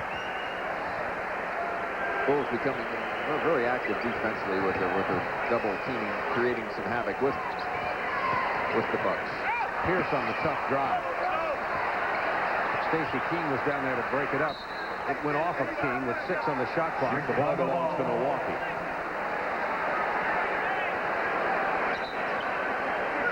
Bill Cartwright checking back in for Chicago. He had a long rest. And that's because Stacey King, who'll get a big round of applause, goes to the bench. Utah out in front in the second period. That's a very low-scoring game to be in the second period for those two clubs. Particularly with the Phoenix Suns. That's kind of a Utah favor, would you say? Yeah, I would think so. They'll run, but they don't want to run as much as Phoenix. The shot clock was about to run out anyway as Milwaukee committed their 20th turnover of this ball game. Chicago only 11. So Chicago's taking care of the ball. They're offensively rebounding. And, of course, Jordan has 36 points. There's the double team. Jordan has 2 turnovers in a row also. The Bulls continue to lead by 14, however, with 4:14 remaining in the game. Well, Michael saw the open man that time, but he threw a pass that, boy, I tell you, I don't know, the best wide receiver in the world might not have caught that one so hard. Milwaukee gets the timeout, trailing by 14 with 4 minutes to go. It'll take a miracle for Milwaukee to be able to steal this first game in the first-round playoffs in this Eastern Conference matchup. Gillette announces a razor that can sense the individual needs of your face. Corn Corral, where original Fritos is raised, till we came up with an original plan. We started whooping it up, and they came right to us. Fritos never could resist the party. Just like we can't resist that original corn taste. Right, boys? A simple yes would have sufficed. Fritos corn chips, Russell Hudson. 1.1 seconds, the pass to Eric Lechner. Throws it in. They counted as a three-pointer, yet both feet were inside the arc. But that gives Utah a lead of 3 at the end of a quarter. Let's go back to Bob Neal and Rick Barry at Chicago Stadium. Sure, a good one, Utah and Phoenix. And here at Chicago Stadium, 4:07 remaining. It's Bulls by 14 points. Well, they see left toe on the line for Horace Grant as he gets 2 points. He may be upset with the management, but I think he's kind of into this ball game. Returning for Chicago. Horace Grant, 19 points, 9 rebounds. Grant and Pippen, the Chicago forwards, have been monsters tonight. Pippen has played a great defensive game, has 12 points and 13 assists to go with 3 steals, 3 blocks, and 7 rebounds. Those two have been the story of this game, not Michael Jordan tonight. Sigma on the drive. Chicago personal foul. Well, you remember Milwaukee was up at 65%. Now to get down to 56% after a half of basketball and finishing to this point, in the game, you've got to be shooting some bad shots down in the low 40s. 20 turnovers, 10 less offensive rebounds, too. That's the kind of shooting. And also Ricky Pierce, the guy who was 8 for 9 at one point in the ball game, has lost his touch. Well, Jordan has done a heck of a defensive job on him here late in the ball game. The steal by Robertson, we've seen this before. Pippen then knocks it away again. Scottie Pippen has been a monster in this game. He's done everything asked of him, offensively, defensively. Look at the hustle on Pippen. They got quickly. He was able to get it off. He's saying that the ball last hit Alvin Robertson, and it sure did look like it. That's why he was saying it, because it looked like it bounced off the leg. Oh, come on, give him a break. Pierce on the drive. No breaks given. Jordan with the defense.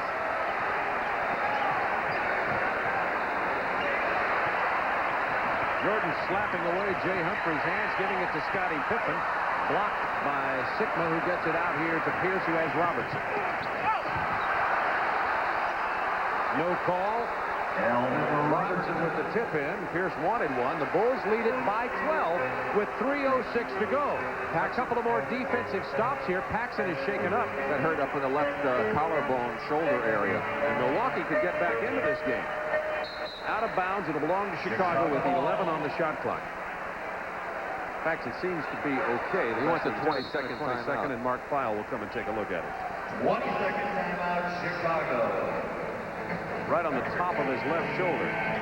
So Del Harris finds his team down by 12 with 2:55 remaining. Chicago will have the ball with 11 on the shot clock. How is Milwaukee going to get the defensive stops they need to get back in here? They are down 12. It's possible still. Well, yeah, possible, but not very probable. They need, of course, obviously, to play just good defense, make the Bulls take difficult shots, don't let them get into the basket. Then, of course, they also got to go ahead and box out, get their defensive boards, which they haven't done a great job of in this game. Following this one, Houston at L.A. Ron Thule and Steve Jones standing by to bring you that as we continue playoff coverage on TNT. Another doubleheader comes your way tomorrow, Saturday.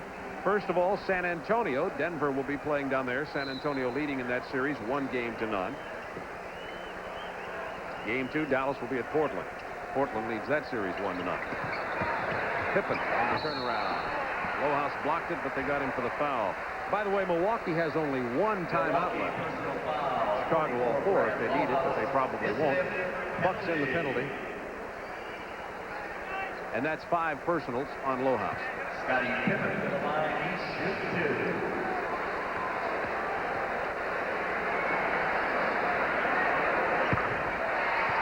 Scottie Pippen has done it all, including hit his free throws, something he could not do when he first came into the league, that's for sure.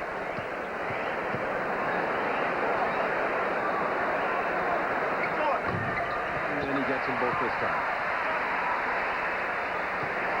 2 points in the first half for Pippen, 12 in the second half. He has 14 in the game now. Ricky Pierce, Jordan's all over it. And Grant fouled him. I tell you, when Michael goes into the paratrooper club, he goes seriously into the paratrooper club. Maybe about 3 feet of air between the bottom of his feet and the court. I said he elevates his game in the playoffs. Pierce started out 9 of 11 from the field. We were talking about this, but has missed 7 of his last 8. And that's thanks to Jordan defense primarily. He's had to take shots he hadn't wanted to take. And he's had to work very hard to even get the opportunity for the shot. Nevertheless, Pierce does have 24 points in the ballgame. Jordan had 29 at the half and has scored only 9 in the second half. But the rest of the Bulls have taken up the slack, particularly Grant and Pippen. In the playoffs, the Bulls are going to have that inside scoring from those 2 players. And Cartwright, probably. Stacey King came in and did a great job off the bench, even though he had only 7 points. He had 7 rebounds. There's Cartwright. Pippen with the jam. Oh, he's doing it all tonight. 16 points. Yeah, you got to put a body on a guy like Scottie Pippen. You know he likes to take those running starts at the hoop, and that time Pierce just turned his head, and Scottie had a free run. Sikma for 3. Jordan with a rebound. This one's all over. Bulls by 14. They can just relax now. Under 2 minutes to go in the ball game. Bulls have a foul to give. Bucks in the penalty. As if that mattered. Jordan slipping on this floor. It has gotten better here in the second half. The fadeaway from Jordan. He was sliding backwards and to his left when he hit that jumper. He has 38. Jordan's playoff average, by the way, in first-round games is 39 for his career. The foul and the basket. Pierce will get it to drop. But I think he'll be under 46 tonight, though, don't you? Looks like it.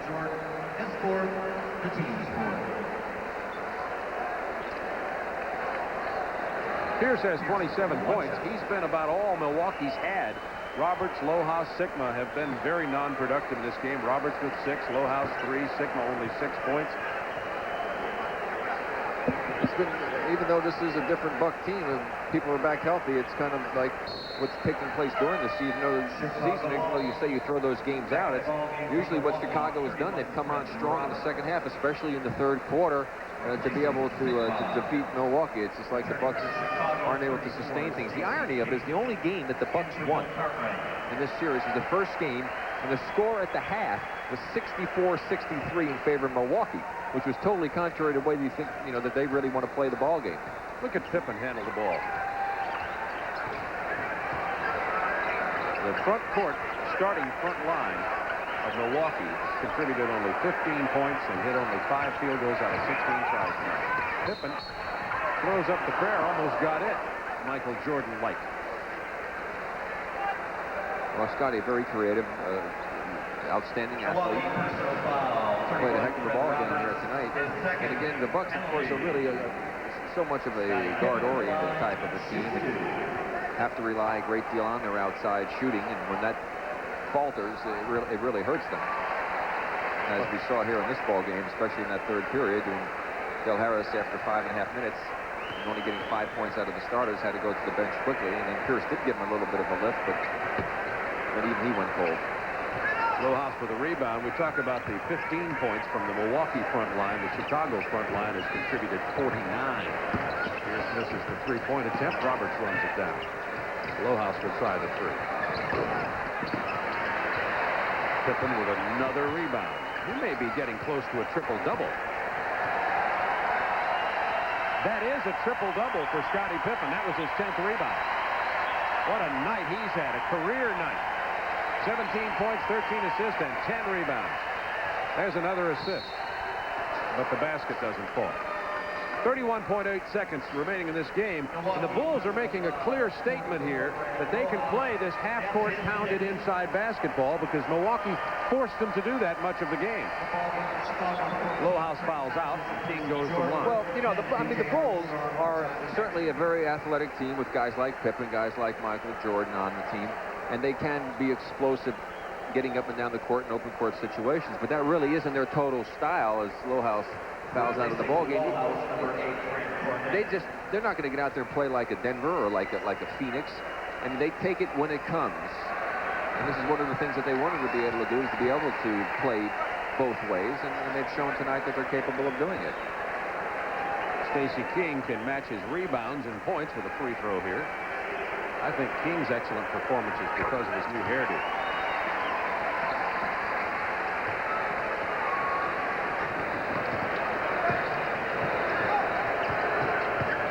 Robertson on the drive. Pippen blocks it, but they got the foul on him. Pippen is everywhere. Chicago personal foul, 33. Pippen is fourth penalty. 23.3 seconds remaining in the game. The crowd here at Chicago Stadium heading for the exits, feeling good about that. And in the 8th inning over at Comiskey Park, White Sox are leading Toronto 3-1. Good news for the Chi Sox. They're off to a good start. Gee, Bob, thanks for that tidbit of information. That just made my evening. Well, one of the 7 or 8 people in the country are still Chicago White Sox fans. I bought a 1959 Chicago White Sox cap today, by the way, from the Go-Go Sox. Oh, yeah. Your son Dave and your son Rob will be proud of you, I think. They'll continue to think I'm nuts. B.J. Armstrong just finishing up here for Chicago. 15 seconds remaining in the ball game. The Bulls are going to get away with a 1-0 lead in this series. B.J. Armstrong sticks the J with 8.8 remaining. Rick and I will be back in Milwaukee on Tuesday night to see these two teams match up again as we continue our playoff coverage. This one is going to be history. The Chicago Bulls 111 to 97 over the Milwaukee Bucks, and the brothers love it. The Blues brothers. Bill Jackson gets his first playoff win as a Chicago head coach.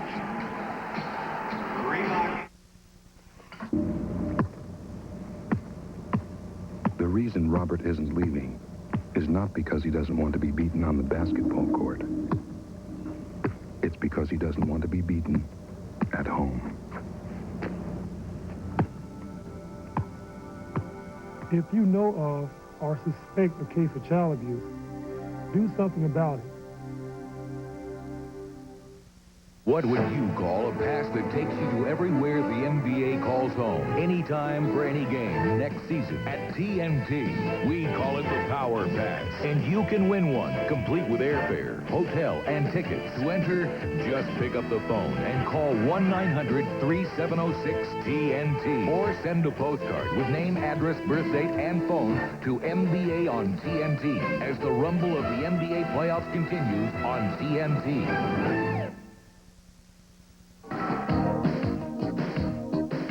The 1990 NBA playoffs on TNT are brought to you by Miller Lite, official sponsor of the NBA.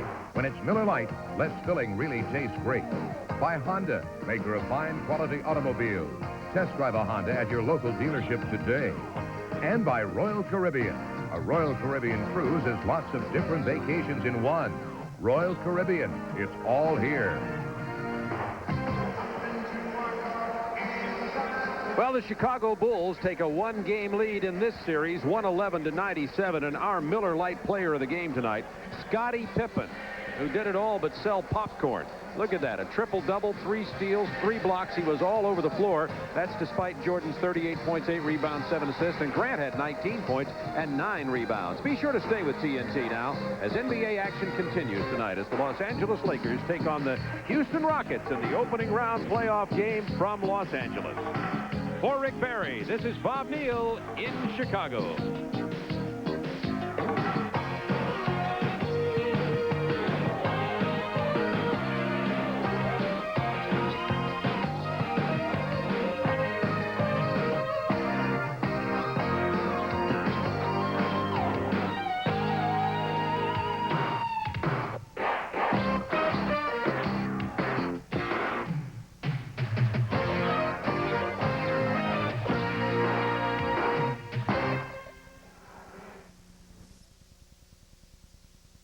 To be there.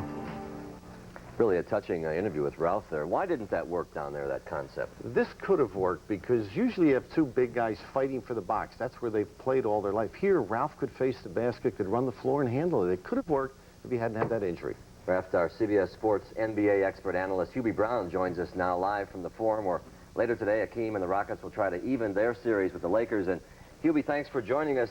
You heard Akeem there. Would you trade Akeem? Well, I think it comes down to, Pat, what can you get in return? When you think of the greatest players ever to play this game, Wilt Chamberlain, Kareem Abdul-Jabbar, Oscar Robertson are always 3 of the people mentioned. They were all traded. When you look at what the Milwaukee Bucks received for Kareem, you had 4 young players, Elmore Smith, David Myers, Junior Bridgman, and Brian Winters, plus $250,000 a year for 4 years. Now, back when that trade was made, that was good for both franchises. Revitalized in Milwaukee, and then look what happened here in L.A. Hubie, the biggest 5 words in New York have changed from Donald Trump and Marla Maples to what happened to the Knicks, you know. What's going on with the Knicks? What's wrong with the Knicks? Well, I would say that when you play playoff basketball, there are 2 things in order to advance you must have, and that is defensive rebounding, plus you need to play solid half-court defense. Now, it's quite obvious that Boston are just cutting the Knicks apart from an offensive standpoint, shooting a high percentage. But I think if you go all the way back to last October, I do not think that you can lose a Sidney Green, who was very instrumental in helping them because he was an excellent backup at big forward as well as center. Prime time games I'm talking about in that playoff time. And then you cannot lose Vanderway for over half a season and expect him to come back in now with the problems that he's having with his feet as well as his lower back and expect that, him to excel. I don't think that they were replaced.